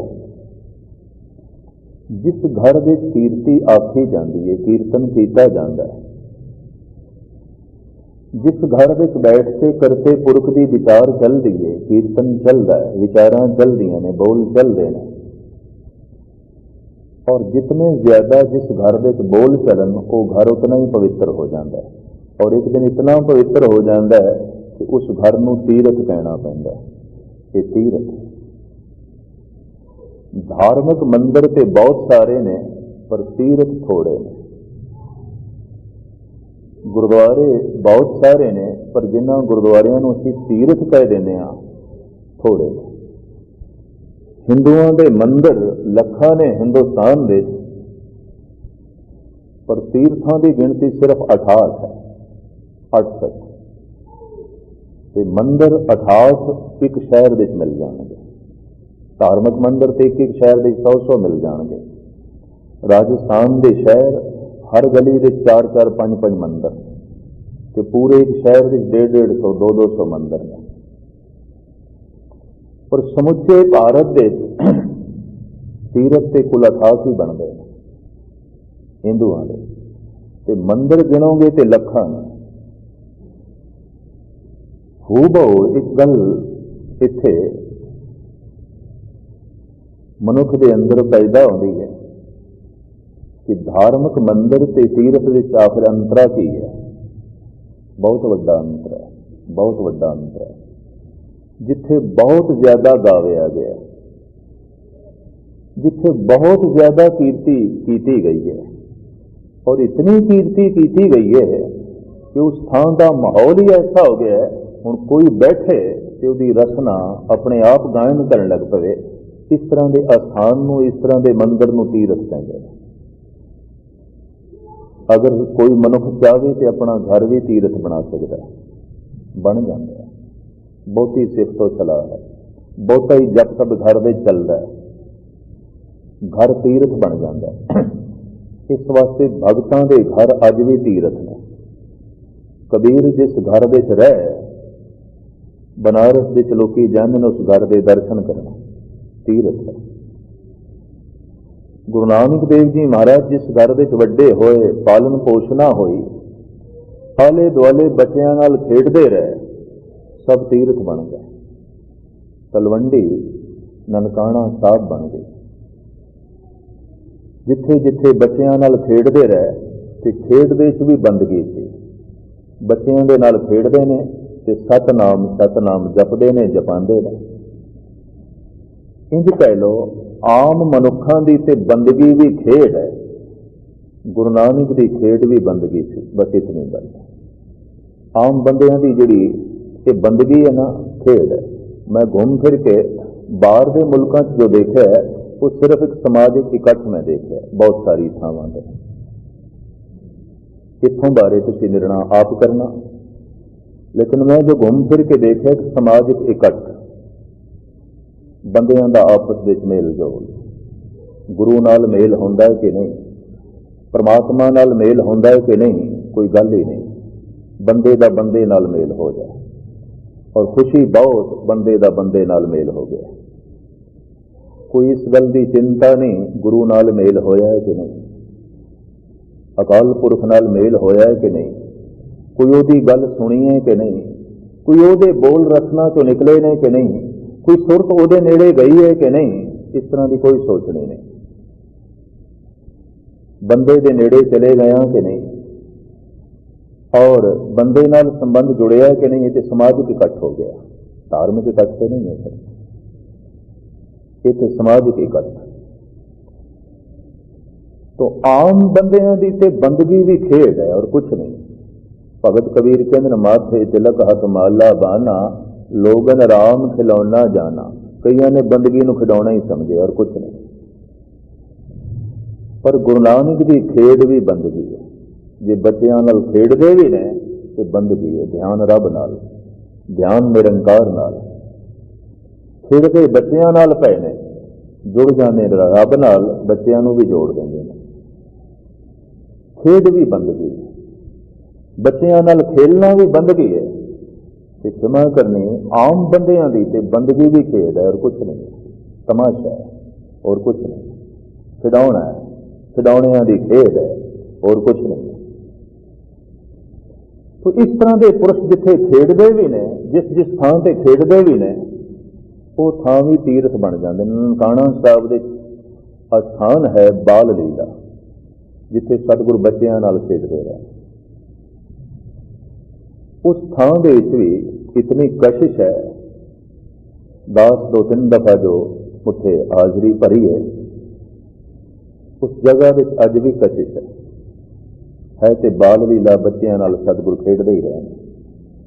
पर खेड बंदगी सी, खेड इबादत सी, खेड रब नाल जुड़न दी सी।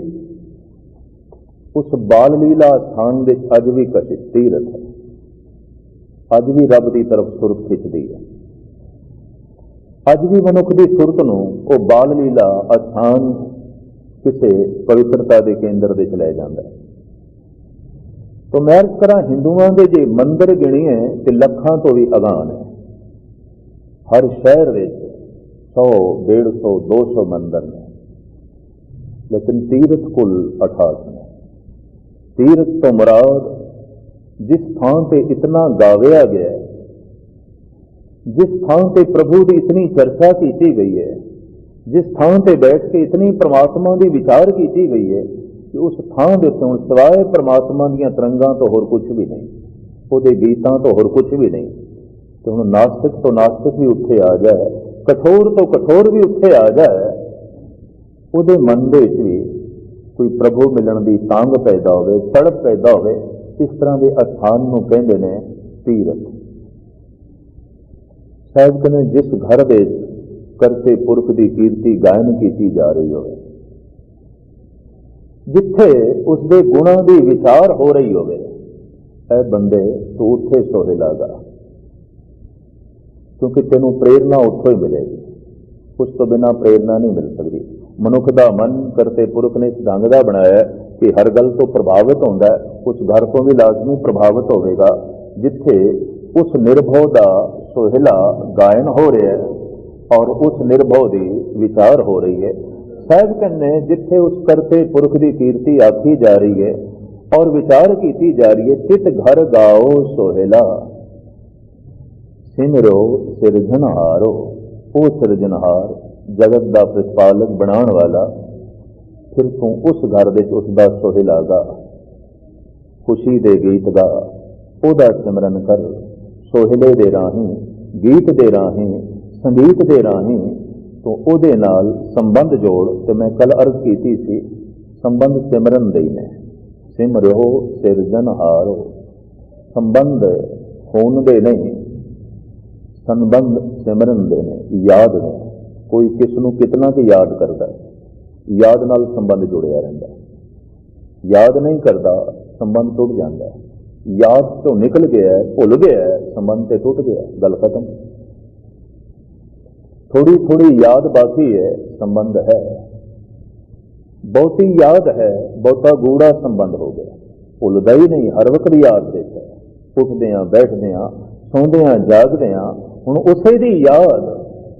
इसनों कहते हैं गूढ़ा संबंध, बहुत गूढ़ा संबंध जुड़ गया। दम दम सदा संभालदा, दम ना बिरथा जाए। गुरु अमरदास जी महाराज कहते एक दम भी व्यर्थ ना चला जाए। दम दम दे उसकी संभाल है, दम दम दे उसकी याद है। तो याद ही संबंध जोड़न का वसीला है। साहिब कहते जिस घर दे करते पुरख की कीर्ति गायन हो रही है, उहदे गुणों की विचार हो रही है, उस घर में बैठ के तू सोहेला गा, गीत गा। और साहिब कहते ने मैं सदके जाना, वारने कुर्बान जाना उस सोहेले तो, उस घर तो जिस सोहेले के गायन करन नाल सदीवी सुख की प्राप्ति हो जाती है, हकीकी आनंद की प्राप्ति हो जाती है। अगां पंक्तियां, नित नित जीड़े संभालियन देखेगा देवनहार, तेरे दाने कीमत ना पवे तिस दाते कावन समार। निता प्रति ये नहीं कि संग्रांद वाले दिन उसका चिंतन करना है, इतवार वाले दिन उसका चिंतन करना है। नित नित की प्रेरणा देती है। रोज अन्न रोज चाहिए, पानी रोज चाहिए,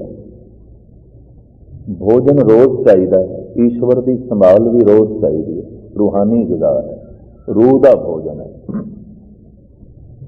शरीर में कुछ दिन लगातार भोजन ना दईए, कुमला जाता है, शरीर मुरझा जाता है।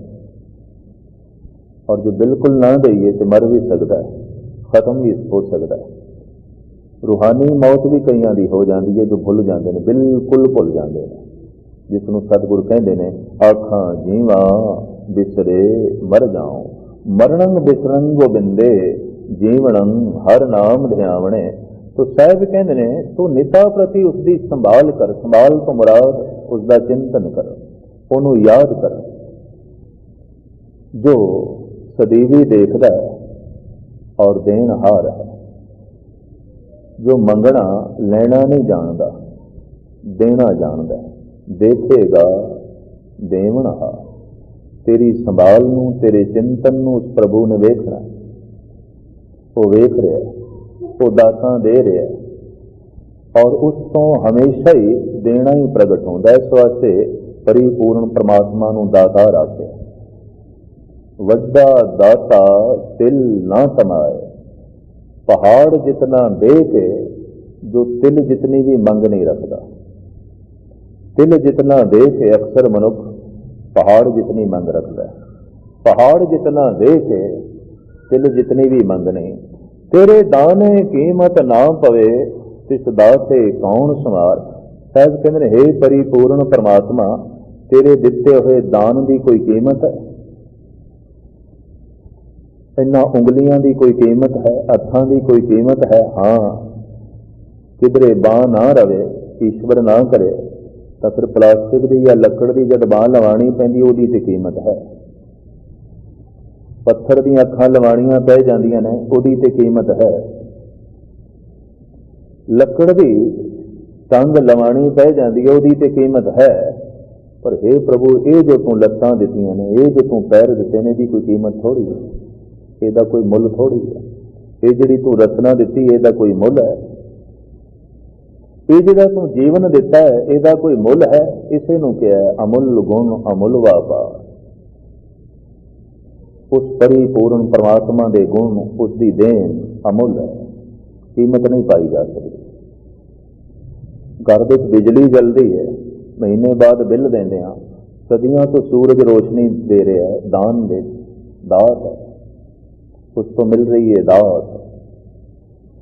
साहिब कहते तेरी जिहड़ी दात है उसकी की कीमत पाई है? भाव कोई मुल नहीं है, अथाह दात है, अनंत दात है। और जब तेरी दात की कीमत नहीं पैंदी तो उस दाते का शुमार किस तरह करिए? तेरी दातां दी जो है शुमार नहीं, तेरी दात की ही गिनती नहीं, तो उस दाते का अंदाजा कितना क लाइए कि कितना क वड्डा है, जिहदी दात ही नहीं गिनी जा सकती, जिहदी दात ही नाप तोल विच नहीं आउंदी। इतनी महान, इतनी अनंत जिहड़ी उसने जीवां नूं दे रखी है, जिहड़ी उसने खंडां ते ब्रह्मंडां नूं दे रखी है, जिहड़ी उसने सूक्ष्म ते अस्थूल जीवां नूं दे रखी है, इतनी वड्डी दात जो गिनती च नहीं, दाता किस तरह गिनी है? उस महान दाने नूं किस तरह गिनीए? उहदा शुमार जो है किस तरह करिए? हुण सतगुरुदेव जी महाराज मूल गल विच आउंदे ने कि संबत साहा लिखिया मिल कर पाओ ते गीत आखिया खुशी दे गाओ। सोहले खुशी दे गाने ते खुशी उसे दिन ही आउंदी है जिस दिन जिंदगी विच मौत का भय ना रह जाए। मैं मर जाना है, मेरी किधरे इज्जत ना मर जाए, मेरा किते मान मर्यादा जिहड़ी बनी हुई है नाश ना हो जाए, मेरा किधरे बनया हुआ चिंतन नाश ना हो जाए, ज्ञान नाश ना हो जाए, मौत का ही भय कि खुशी के सोहले किस तरह निकलेंगे। पर यह जिहड़ा निर्भव का सोहेला है, निर्भव के गीत ने मौत को खत्म कर देंगे, भाव मौत के भय को खत्म कर देंगे। तो मौत का भय किस तरह खत्म हो जाता है? मौत चेते रहिंदी है भगतां नूं, इन्नी मैं अर्ज करदा। मौत चेते है, मौत याद है। जन्म साखी विच मैं एक गाथा पढ़ रहा सी, साहिब गुरु नानक देव जी महाराज ने सुभाविक पूछया मरदाने नूं, पुरखा तैनूं अपनी जिंदगी का कितना क भरोसा है? महाराज की भरोसा है जिंदगी का? मैं इन्ना ही समझदा भी 100 कदम मैं चल लवां ते पता नहीं अगला कदम मैं पुट सकांगा कि नहीं।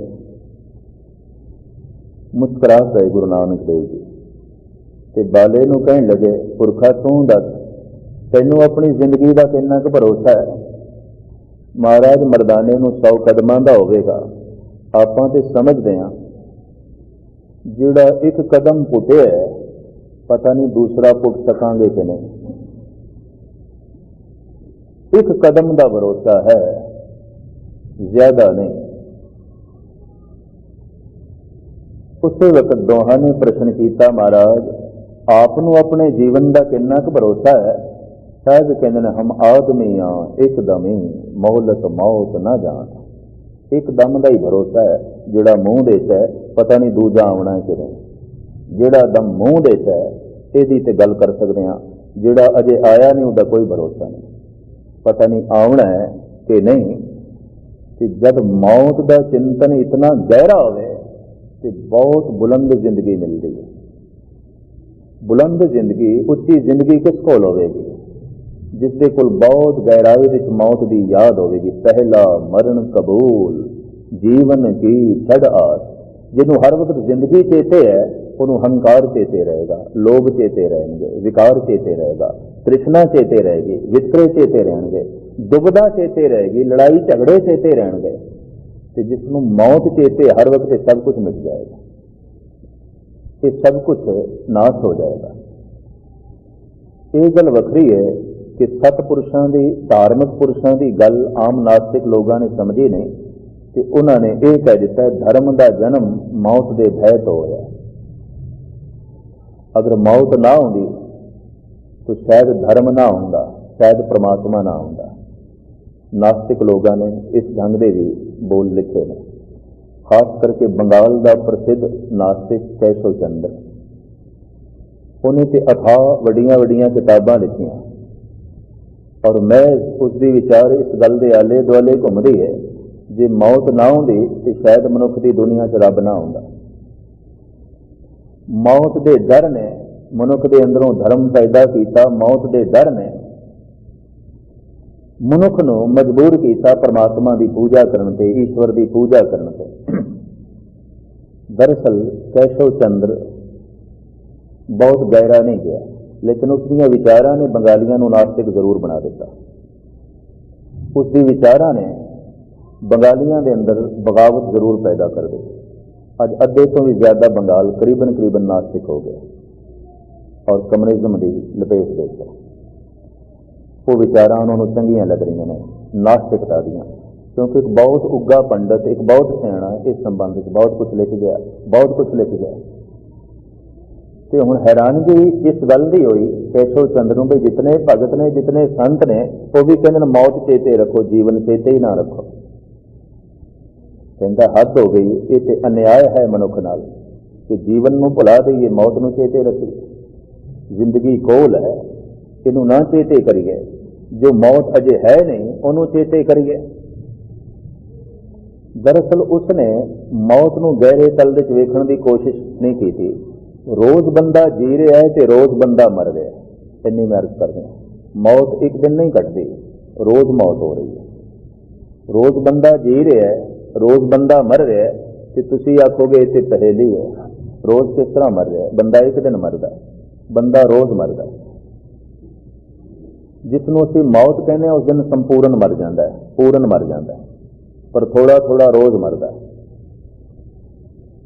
एक बच्चा वड्डा हो रहा है, पर सिर्फ वड्डा नहीं हो रहा, छोटा भी हो रहा है। निश्चित जिहड़ी उम्र है वो तो रोज घट रही है।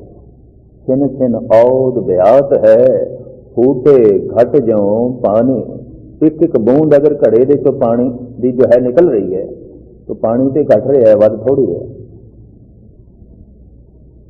साहिबां की बाणी थे फरमान कर दिए बंदा रोज मर रहा है, बंदे के अंदरों कुछ रोज मर रहा है और इतने सूक्ष्म ढंग नाल मर रहा है, मरना दिखाई नहीं दे रहा। जिस तरीके नाल बड़े सूक्ष्म ढंग नाल बच्चा वड्डा हो रहा है, तो इहदा वड्डा होना नहीं दिखाई दे रहा, इहदा मरना भी नहीं दिखाई दे रहा। मनुख का वड्डा होना नहीं दिखाई दे रहा, मनुख का मरना भी नहीं दिखाई दे रहा।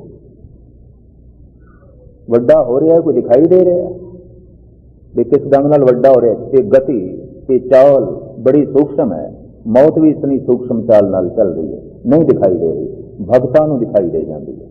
बंदे तू निरा रोज जी नहीं रहा, तू निरा रोज वड्डा नहीं हो रहा, तू रोज छोटा भी हो रहा, तू रोज मर भी रहे, तू रोज मिट भी रहे। तो जिहड़ा तू रोज मिट रहे हैं इनू भी तो चेते रख। तू रोज वड्डा हो रहे हैं, यही चेते है तेनों।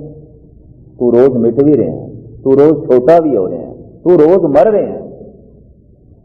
अगर जीवना ही चेते रह गया तो मरना तो भूल गया ਤੇ ਸਿਵਾਏ ਔਗਣਾਂ ਦੀ ਗਠੜੀ ਦੇ ਤੇਰੇ ਕੋਲ ਹੋਰ ਕੁਝ ਨਹੀਂ ਹੋਣਾ, ਸਿਵਾਏ ਚਿੰਤਾ ਤੇ ਸੋਗ ਦੇ ਹੋਰ ਤੇਰੇ ਕੋਲ ਕੁਝ ਨਹੀਂ ਹੋਣਾ, ਦਬੀ ਹੋਈ ਜ਼ਿੰਦਗੀ ਤੋਂ ਇਲਾਵਾ ਹੋਰ ਤੇਰੇ ਕੋਲ ਕੁਝ ਨਹੀਂ ਹੋਣਾ।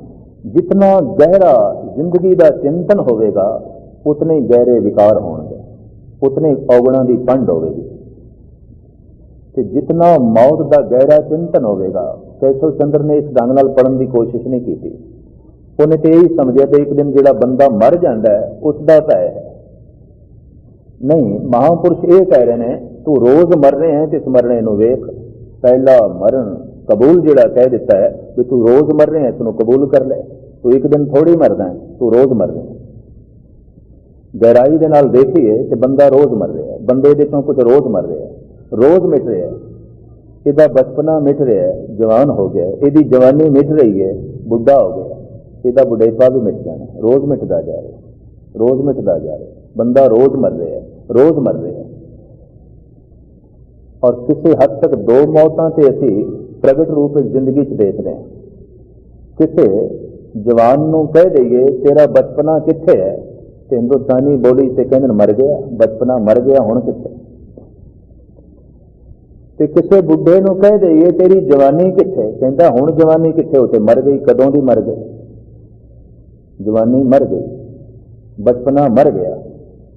ਤੇ ਇਹਨੂੰ ਆਖੋ ਵੀ ਜੇ ਬਚਪਨਾ ਮਰ ਗਿਆ, ਜਵਾਨੀ ਮਰ ਗਈ ਹੈ, ਬੁਢੇਪਾ ਰਹਿਣਾ, ਇਹ ਵੀ ਮਰੇਗਾ, ਇਹ ਵੀ ਮਰ ਗਿਆ, ਇਹ ਵੀ ਮਿਟ ਰਿਹਾ, ਲੇਕਿਨ ਕਬੂਲ ਨਹੀਂ। ਬੱਚਾ ਕਬੂਲ ਕਰੇ ਇਹ ਤੇ ਕਰਾਮਾਤ ਹੋਵੇਗੀ, ਬੁੱਢੇ ਨੂੰ ਵੀ ਕਬੂਲ ਨਹੀਂ, ਬੁੱਢਾ ਵੀ ਪ੍ਰਵਾਨ ਨਹੀਂ ਕਰਦਾ।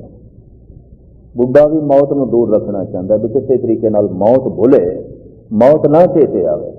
ਕਹਿੰਦੇ ਨੇ ਬੱਚੇ ਨੂੰ ਮੌਤ ਚੇਤੇ ਆ ਗਈ, ਇਹ ਕਰਾਮਾਤ ਹੈ, ਬਹੁਤ ਵੱਡੀ ਕਰਾਮਾਤ। ਔਰ ਜੇ ਬੁੱਢੇ ਨੂੰ ਅਜੇ ਵੀ ਮੌਤ ਚੇਤੇ ਨਹੀਂ ਆ ਰਹੀ, ਜੋ ਦੁਆਰ ਤੇ ਦਸਤਕ ਪਈ ਦਿੰਦੀ ਹੈ, ਕਹਿੰਦੇ ਬਹੁਤ ਸੋਇਆ ਹੋਇਆ ਮਨੁੱਖ ਹੋਵੇਗਾ, ਬਹੁਤ ਜੜ ਬੁੱਧੀ ਦਾ, ਮੋਟੀ ਅਕਲ ਦਾ। ਇਸ ਵਾਸਤੇ ਅਜੋਕੇ ਸਮੇਂ ਵਿੱਚ ਕਿਧਰੇ ਇਹ ਨਾ ਸਮਝਣਾ ਕਿ ਲੋਕਾਂ ਦੀ ਅਕਲ ਬੜੀ ਬਾਰੀਕ ਹੈ, ਕਤਈ ਨਹੀਂ। ਇਹ ਗੱਲ ਵੱਖਰੀ ਹੈ ਕਿ ਜਿਤਨੀ ਵਿਦਿਆ ਹੁਣ ਹੈ, ਜਿਤਨੀ ਤਾਲੀਮ ਹੁਣ ਹੈ, ਇਤਨੀ ਪਹਿਲੇ ਨਹੀਂ ਸੀ। ਪਰ ਜਿਤਨੀ ਮੋਟੀ ਬੁੱਧ ਹੁਣ ਹੈ, ਇਤਨੀ ਪਹਿਲੇ ਨਹੀਂ ਸੀ।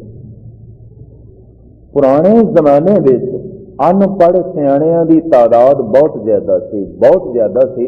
ਅਜੋਕੇ ਸਮੇਂ ਵਿੱਚ ਪੜ੍ਹੇ ਲਿਖੇ ਮੂਰਖਾਂ ਦੀ ਤਾਦਾਦ ਬਹੁਤ ਜ਼ਿਆਦਾ, ਬਹੁਤ ਜ਼ਿਆਦਾ। ਪੜ੍ਹਿਆ ਮੂਰਖ ਆਖੀਏ ਕਿਹਨੂੰ, ਪੜ੍ਹਿਆ ਮੂਰਖ ਆਖੀਏ ਜਿਤ ਲੱਭ ਲੋਭ ਅਹੰਕਾਰ। ਭਗਤ ਕਬੀਰ ਨੇ ਇੱਕ ਗੱਲ ਬੜੀ ਦਾਰਸ਼ਨਿਕ ਤੇ ਮਹਾਨ ਆਖੀ ਹੈ। ਉਹ ਕਹਿੰਦੇ ਨੇ ਧਰਮ ਦਾ ਜਿਹੜਾ ਦਰਵਾਜ਼ਾ ਹੈ, ਰੱਬ ਦੇ ਮਹਿਲ ਦਾ ਜਿਹੜਾ ਦਰਵਾਜ਼ਾ ਹੈ, ਮੁਕਤੀ ਦਾ ਜਿਹੜਾ ਦਰਵਾਜ਼ਾ ਹੈ, ਉਹ ਬੜਾ ਸੂਖਸ਼ਮ ਹੈ, ਬਹੁਤ ਸੂਖਸ਼ਮ ਹੈ। ਕਿੰਨਾ ਸੂਖਸ਼ਮ ਹੈ? ਆਪ ਕਹਿੰਦੇ ਨੇ ਕਬੀਰ ਮੁਕਤ ਦੁਆਰਾ ਸੰਕੁਰਾ ਰਾਈ ਦਸਾਂ ਭਾਇ। ਰਾਈ ਦੇ ਦਾਣੇ ਦਾ 10ਵਾਂ ਹਿੱਸਾ ਕਰੋ ਤੇ ਕਿੰਨਾ ਕੁ ਰਹਿ ਜਾਏਗਾ? ਕੁਝ ਵੀ ਨਹੀਂ, ਹੱਥ ਦੇ ਸ਼ਾਇਦ ਪਕੜੇ ਵੀ ਨਾ ਹੋਵੇ। ਕਹਿੰਦੇ ਨੇ ਮੁਕਤੀ ਦਾ ਦੁਆਰ, ਧਰਮ ਦਾ ਦੁਆਰ, ਰੱਬ ਦੇ ਮਹਿਲ ਦਾ ਦਰਵਾਜ਼ਾ ਇੰਨਾ ਕੁ ਬਾਰੀਕ ਹੈ। ਤੇ ਮਨ ਤੋਂ ਮੈਗਲ ਹੋਏ ਰਿਹਾ ਨਿਕਸਿਓ ਕਿਉਂ ਕਰ ਜਾਏ।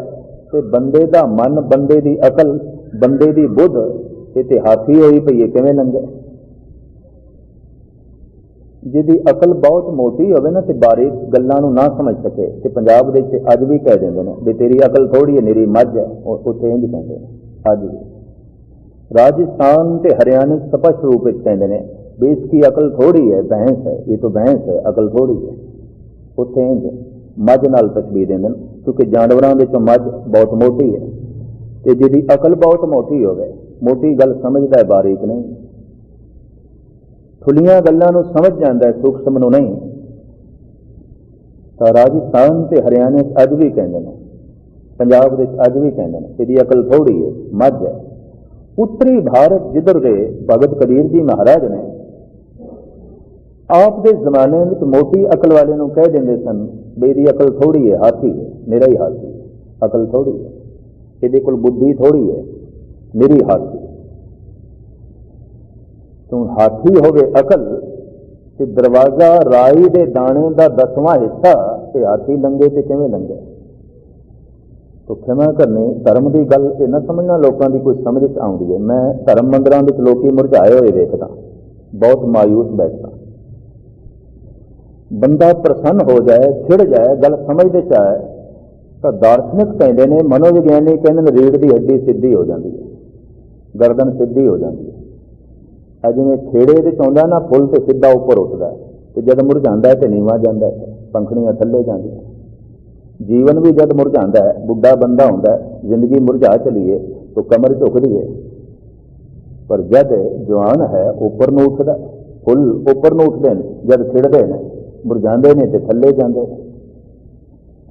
धर्म की गल सुनदियां सुनदियां जो सिर ढह गया बंदे का, कमर झुक गई है, बोझल हो गया दिमाग, तो समझ लेना गल नहीं समझता, स्पष्ट है गल। और धार्मिक मंदिरों में अक्सर सिर डटे हुए मिलते हैं। गुस्ताखी माफ करना, मैं पहले मंग लिया। मैं एक लतीफा पढ़िया से हिंदुस्तान के हिंदी अखबार नवभारत टाइम के एक मरीज डॉक्टर कोल गया तो डॉक्टर पूछता की रोग है तैनू? आखन लगा मैनू नींद नहीं पैंदी, और कुछ नहीं, बस मैनू नींद नहीं पैंदी, और कोई बीमारी नहीं। तो डॉक्टर कहने लगा फिर कथा सुनने चला जाया कर किसी मंदिर दे, पै जाएगी नींद आप, गल समझ च नहीं आएगी, आपे सिर ढा के बैठेगा। और की गल कोई धर्म की समझ च आउंदी, धर्म की गल कोई पकड़े च आउंदी है, धर्म की गल नाल कोई तालमेल बैठता है? कतई नहीं। कोई बंदे का संबंध जुड़ता है, जिस गल नाल बंदे का संबंध जुड़ जाए, जिस गल नाल बंदे का तालमेल बैठ जाए, रीढ़ की हड्डी सीधी हो जाती है, सिर उच्चा हो जाता है, प्रफुल्लता खेड़ा मस्ती अंदर पैदा हो जाती है। तो अक्सर मैं रहन सबाई कीर्तना च भी देखा, कीर्तन रहन सबाई हो रहा है तो गुरुद्वारे का माहौल इंज बने आता जिवें किसी हॉस्पिटल का जो है माहौल हो, सब मरीज दिखाई देंगे, डटे है, मायूस, उदास, तालमेल नहीं बैठे। कारण मैं इतनी अर्ज करा, रब की गल कोई खिडौना नहीं। भगत कबीर जी कहते हैं वो दरवाजा, धर्म का द्वार, मुक्ति का द्वार, रब का द्वार, राई के दाने का 10वां हिस्सा। कबीर मुक्त द्वारा संकुरा, संकीर्ण है, संग है, छोटा है, सूक्ष्म है, कितना राई 10 भाई। सियाणे कहते हैं दार्शनिक कि कबीर की मजबूरी है, वरना प्रमाण इसको सूक्ष्म उन्होंने देना से, पर इसको सूक्ष्म है कि कुछ भी नहीं। राई के दाने का 10वां हिस्सा करो, पकड़ दे भी नहीं आएगा, वरना इसको भी उन्होंने सूक्ष्म कहना से, पर इसको सूक्ष्म कहने से कोई प्रत्यक्ष प्रमाण है नहीं, किहड़ी चीज़ को अगे करना, प्रत्यक्ष रूप में किस चीज़ को अगे रखना। तो आपने ये कह दिता, राई 10 भाई, मन तो मैगल होए रहा, निकस्यो क्यों कर जाए। राई के दाने का 10वां हिस्सा, इतना छोटा दरवाजा, हूँ मझ लंघे सिंह मारेगी, लंघ तो नहीं सकेगी। बंदा टकरा अक्सर मारदा है, हैरान हो जाता है भी गल केड़ी आखी जा रही है, कित्थों की आखी जा रही है, कि कीर्तन कित्थों की गल है। तो मैं कई दफा हैरान हो जाता, मैनू बुजुर्ग कई कहते हैं, ज्ञानी जी साडे बच्चों भी धर्म जो है समझा दो। तो मैं तो एक ही गल कहना उन्होंने भी तू समझ लिया, पहले ये बच्चे की गल कर, तू समझ लिया, तू जान लिया। मैनू कई कहते हैं इस धर्म की गल बाकी जगत को भी पता चलना चाहिए, बाकी धर्म वालियां भी पता चलना चाहिए। तैनू पता चल गया, तू समझ लिया, आप समझिया नहीं, जगत को समझा चले भी दूजिया भी पता चले, ईसाइयों पता चले, मुसलमानों भी पता चले। सिख हो के तैनू तो पता है कोई, तू सिख है, तैनू तो पता है नहीं, तू तो कुछ जानिया नहीं, तू तो कुछ समझिया नहीं। ईसाइयों समझा चले, मुसलमानों समझा चले, तू तो समझ पहले। तो जिस दिन तू समझ गया, बाकी समझ जाएंगे, तैनू वेख के समझाएंगे। तेरी रोजमर्रा की जिंदगी ही बहुत कुछ दस देगी, तेरे जीवन का ढंग ही बहुत कुछ दस देगा। जरूरी थोड़ी है कि बोल दसते हैं, जीवन का ढंग दसते हैं। जरूरी थोड़ी है कि बंदे के बोल ही कुछ धर्म की व्याख्या करते हैं, मनुख की जिंदगी के कर्म की व्याख्या करते हैं, वो जीवन का ढंग भी जो है व्याख्या करता है। तो मैं इस तरह भगत कबीर कहते हैं एक गल अत्यंत सूक्ष्म है, तो अकल मोटी है। अकल मोटी किस तरह होती है, अकल सूक्ष्म किस तरह होती है। हर वक्त मोटियां गल्लां याद करना, संसार को याद करना, हर वक्त परिवार को याद, हर वक्त धन संपदा का चिंतन, हर वक्त मोटियां गल्लां दी याद अकल मोटी हो जाएगी, लाजमी हो जाएगी। पर सूक्ष्म गल का चिंतन जितना ज्यादा होगा उतनी अकल बारीक हो जाएगी, उतनी अकल सूक्ष्म हो जाएगी। कि कबीर कहते ने इन्हां मज्जां नूं मैं लंघावां तो किस तरह लंघावां? उस दरवाजे तो जिहड़ा दरवाजा राही दे दाणे का 10वां हिस्सा है। इस वास्ते भगतां की गल जगत ने नहीं समझी, कतई नहीं समझी, वरना भगतां नाल इतना टकराव ना होंदा। किसी भगत नूं दुनिया ने चैन नाल नहीं बैठण दिता, ना कबीर नूं ना रविदास नूं। तुसीं इन्हां दी जीवन कथा पढ़ के लो, कोई इन्हां दे घर नूं अग पिया लांदा, कोई इन्हां नूं जेल विच पिया पांदा, कोई इन्हां ते चोरी दा इल्जाम पिया लांदा, कोई गुरु नानक जैसी अजीम शख्सियत नूं भूतना बेताला पिया कहंदा, कोई गुरु अर्जन देव जी महाराज नूं तत्ती तवी ते बिठा रिहा, ते कोई त्याग ते वैराग दी मूर्ति नूं चांदनी चौंक दे शहीद करदा पिया। किधरे बाई धार दे राजे ते वक़्त की समुची हुकूमत गुरु गोबिंद सिंह जी महाराज का पीछा कर रही है। अला यार खां जोगी कहने ने, आदा ने कभी तुझको संभलने न दिया था, आराम से पहलू को बदलने न दिया था। ऐ गुरु गोबिंद सिंह जी, तुसी ते एक दिन भी आराम नाल पहलू नहीं बदल सके। चारों पासे अदावतां ही अदावतां, किधरे शरीकां दी अदावत, बाई धार दे राजियां दी अदावत, वक़्त की हुकूमत मुखालफ, चारों पासे मुखालफत ही मुखालफत। कारण इतनी बारीक गल मोटी अकल की समझ च आवे ते किस तरह? ये मझ उस दरवाजे चो लंघे ते किस तरह लंघे? ते आम बंदियां दा ते कहना कि जिहड़े धर्म के मुदई सन वो भी नहीं समझ सके, ब्राह्मण गुरु नानक की गल नहीं समझ सके, मौलवी नहीं समझ सके। और इस तरीके के होर धर्म के मुदई जो दार्शनिक चतुर्वेदी त्रिवेदी द्विवेदी सन, उन्होंने कबीर के उत्ते तरह तरह के इल्जाम लाए, तोहमतां लाइयां, लंबियां चौड़ियां ये गाथावां ने। ते उस दुख का जो उत्थों के वासियों ने भगत कबीर नूं दिता, उन्होंने अपने शब्दों बकायदा जिक्र भी किया। जब कुछ गल नहीं बनी, कबीर ने बनारस नहीं छड्डी, घर नूं अग ला दी गई भी हुण ते छड्ड के जाएगा। हुण ते इसकी खड्डी साड़ दी, जिहदे च कपड़े बनांदा, ये घर का सारा सूत्र साड़ दिता है जिसको इसने कपड़े बनाने सन। यदी सारी झुग्गी फूक दी है, तो हुण इसनूं पता चलेगा कि हुण बनारस विच रहना ठीक नहीं, हुण ते छड्ड के जाएगा। तू बंदे नूं जीवदा होया वेखदा रहा है, इनू रोज़ मरदा होया नहीं देखदा पिया। तू अपने आप नूं जीवदा होया वेख रहा है, रोज़ मिटदा होया नहीं वेखदा। ते जिहड़ा रोज़ मिटदा होया वेख लैंदा है, निर्लोभ हो जाता है, संतोखी हो जाता है, दयालु हो जाता है, गुणवान हो जाता है, महान हो जाता है। साहिब गुरु नानक देव जी महाराज कीर्तन सोहले के पहले शब्द दे कुछ इस तरह का ही उपदेश साडे सामने रख रहे हैं। महाराज फरमान कर रहे हैं, संबत साहा लिखिया मिलकर पाओ तेल। विआह दा पहले दिन मिथ्या जाता है, तारीख मिथी जाती है, फिर उस दिन जो शगन किए जाते हैं, खास करके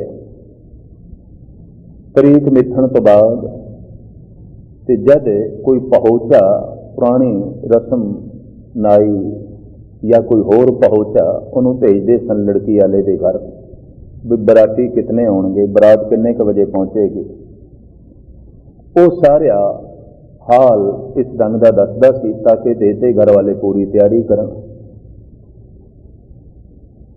तो लड़की नूं लड़की दीयां सहेलियां, चाचियां, ताइयां होर सन बन्नना, इशनान करा के तेल आदत की रस्म अदा कर दियां सन। उसके मकसद से तेल लाना एक शगन से, एक रस्म सी।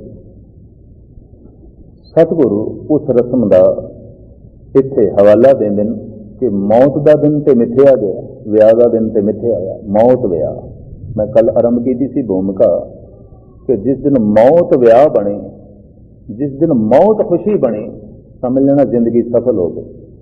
मौत गम है, मौत दुख है, मौत मौत है तो जिंदगी भी गम है। जिंदगी कुछ नहीं, जिंदगी बोझ है अगर मौत गम है। मौत खुशी है तो जिंदगी ते आनंद हो गई, जिंदगी ते खेड़ है, जिंदगी ते मस्ती हो गई। पर जो मौत गम है, मौत का भय है, मौत विआह नहीं, तो क्षमा करनी विआह भी विआह नहीं। अगर मौत विआह नहीं, मौत खुशी नहीं, मौत शादी नहीं, तो शादी भी शादी नहीं है, जिंदगी भी शादी नहीं है। मुख्तसर में अर्ज करा तो दिन तो मिथ्या होया, सतगुरु कहते हैं दिन मिथ्या होया, निश्चित है। होर तो सब कुछ अनिश्चित है, ये बारे कुछ भी नहीं कहा जा सकता। मौत निश्चित है, लाजमी है। एक गल वखरी है कि उस निश्चित थित का सानू ना पता होवे, सतगुरु नूं पता, इस वास्ते कहने ने उसे गिणिया गया, संबत से गिणिया गया, साहा से गिणिया गया, दिन से निश्चित हो गया, दिन से जो है मिथ लिया गया। इस वास्ते सतगुरुदेव जी महाराज बोलते ने उस जीव कामन की तरफों जिसका दिन मिथया जा चुके हैं, निश्चित हो चुका है, उसकी फरियाद का जिक्र करते हैं। हे सहेलियो, हुण तुसीं मिल के मैनू तेल लाओ, मैनू तोड़न की तैयारी करो, मैं सुख नाल जा सकां। और सिर्फ मैनू तैयार ही ना करो, देहो सजन असीसड़ियां जो होवे साहिब स्यों मेल। असीसां भी दिओ, जिस घर में तुसीं बैठे हो सहेलियां, इन्हां नूं आख्या जा रहा, सतसंगियां असीस भी दिओ, शुभ असीसां भी दिओ, कि ऐसा ही ना हो सिर्फ मैं तुरा, बरात तुरे, मेरे दर तक पहुंचे तो मैं अपने घर तक ना पहुंचा, भटक जावां, रह जावां। इस वास्ते असीस करो, बख्शिश करो, ताकि उस साहिब नाल, उस परिपूर्ण परमात्मा नाल मेल भी होवे। मौत मेल बने, मौत विछोड़ा ना बने, मौत आनंद बने, मौत सोग ना बने। जब कभी ये पंक्ति सुभावक पढ़न लग्या या कथा करन लग्या सामने आवे, मैनू इको एक पुरुष सामने आ जाता है, कानपुर का बाबा जगत सिंह। सुभावक को चलाना करन लगे, सारी जिंदगी वो धर्म ग्रंथ पढ़ते रहे, पढ़ाते रहे, तो भट्ठे का उन्होंने काम इट्टां का, लेकिन भट्ठे से बैठ के भी पाठ उन्होंने जारी रहिंदा।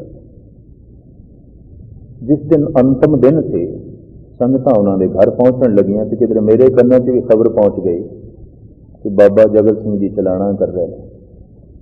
मैं भी पहुंच गया, डॉक्टर भी बैठा होया सी मायूस। मैनू देख के इशारा किया भी मेरे कोल आण बैठो। मैं कोल चला गया, जबान नाल कुछ कहना चाहते सन, सकत नहीं सी, शरीर कमजोर हो गया, प्राण निकल रहे सन। एक पंक्ति फिर मैं बड़ी मुश्किल नाल सुनी, यही थी, देहो सजन असीसड़ियां जो होवे साहिब स्यों मेल। संगत की तरफ इशारा करके इतना कह के उन्होंने दम निकल गया। वो पुरुष अजे तक मैनू याद है कि जांदियां जांदियां उहदी रसना ते गुरु नानक दी ये पंक्ति, संगत तो असीस मंग रहा है, आए हुए सत्संगियां तो असीस मंग रहा है। साहिब इत्थे कहंदे ने, देहो सजन असीसड़ियां जो होवे साहिब स्यों मेल। ये मौत विछोड़ा ना बने, ये मौत साहिब दा मेल बने, ये मौत मिलाप दा आनंद बने। महाराज कहते घर घर ए हो पहुंचा सदड़े नित पवन। किते निता प्रति दे सदड़े ये पहुंचा घर घर विच हो रहा है। भाव मौत दा पहुंचा ते घर घर विच जा रहा है। भगत कबीर कहते पारो सी के जो हुआ तू अपने भी जान। जे पड़ोसी दे घर पहुंच गया, मौत दा सद्दा पहुंच गया, तेरे घर भी आने वाला। तू चेते रख, घर घर ए हो पहुंचा सदड़े नित पवन। निता प्रति सदड़े पैरन, रोज बुलाए जा रहे हैं जी। ये पहुंचा घर घर विच रोज जो है दस्तक दे रहा है। सदन हारा सिमरिए नानक से दयावन। जीवन दे के जीवन वापस लैण वाला, ये जो सदन वाला है, ये जो बुलाण वाला है, इनू सिमरिए। शायद कहते दिन नेड़े आण लगे ने जब तैनों भी बुलाया जाएगा, तैनों भी वापस किया जाएगा, तैनों भी संसार तो विछोड़िया जाएगा। वो जिसों सब कुछ घटना घट रही है, उसका सिमरन कर, उसका चिंतन कर। तुस बुद्धि अनुसार इतने अखर से विचार प्रवान करने। समा काफी हो गया। अगले शब्द के विचार कल थोड़े सामने रखांगे। साहिब श्री गुरु नानक देव जी महाराज मेरा वरतावन कि असी जीवन दे रोज मिटते जीवन की झलक वेख सकीए और उस घर में बैठ के रोज निता प्रति उस करते पुरख का सुहेला गा सकीए, उसके गीत गा सकीए, उसके आनंद मंगल गीत नूं गा के खुशियां ते खेड़ा माण सकीए। सतगुर इस रंग की रहमत करन, बख्शिश करन। जो कुछ आपने सरवण किया है ते दास ने सरवण कराया, दास के हिरदे च वसे, सुन के तुहाडे हिरदे च वसे, ताकि सानू सोहिला गाण की जाच आ जाए, मौत के भय तो निर्भय हो जाइए, ते जीवन का सार, जीवन का जो बुनियाद है, जीवन का जो मूल परिपूर्ण परमात्मा है, उसका मेल हो जाए, उसका संयोग जुड़ जाए। भुल चुक दी खिमा। सारिਆਂ ਦਾ हार्दिक तौर पर धन्यवाद। वाहिगुरू जी का खालसा, वाहिगुरू जी की फतेह।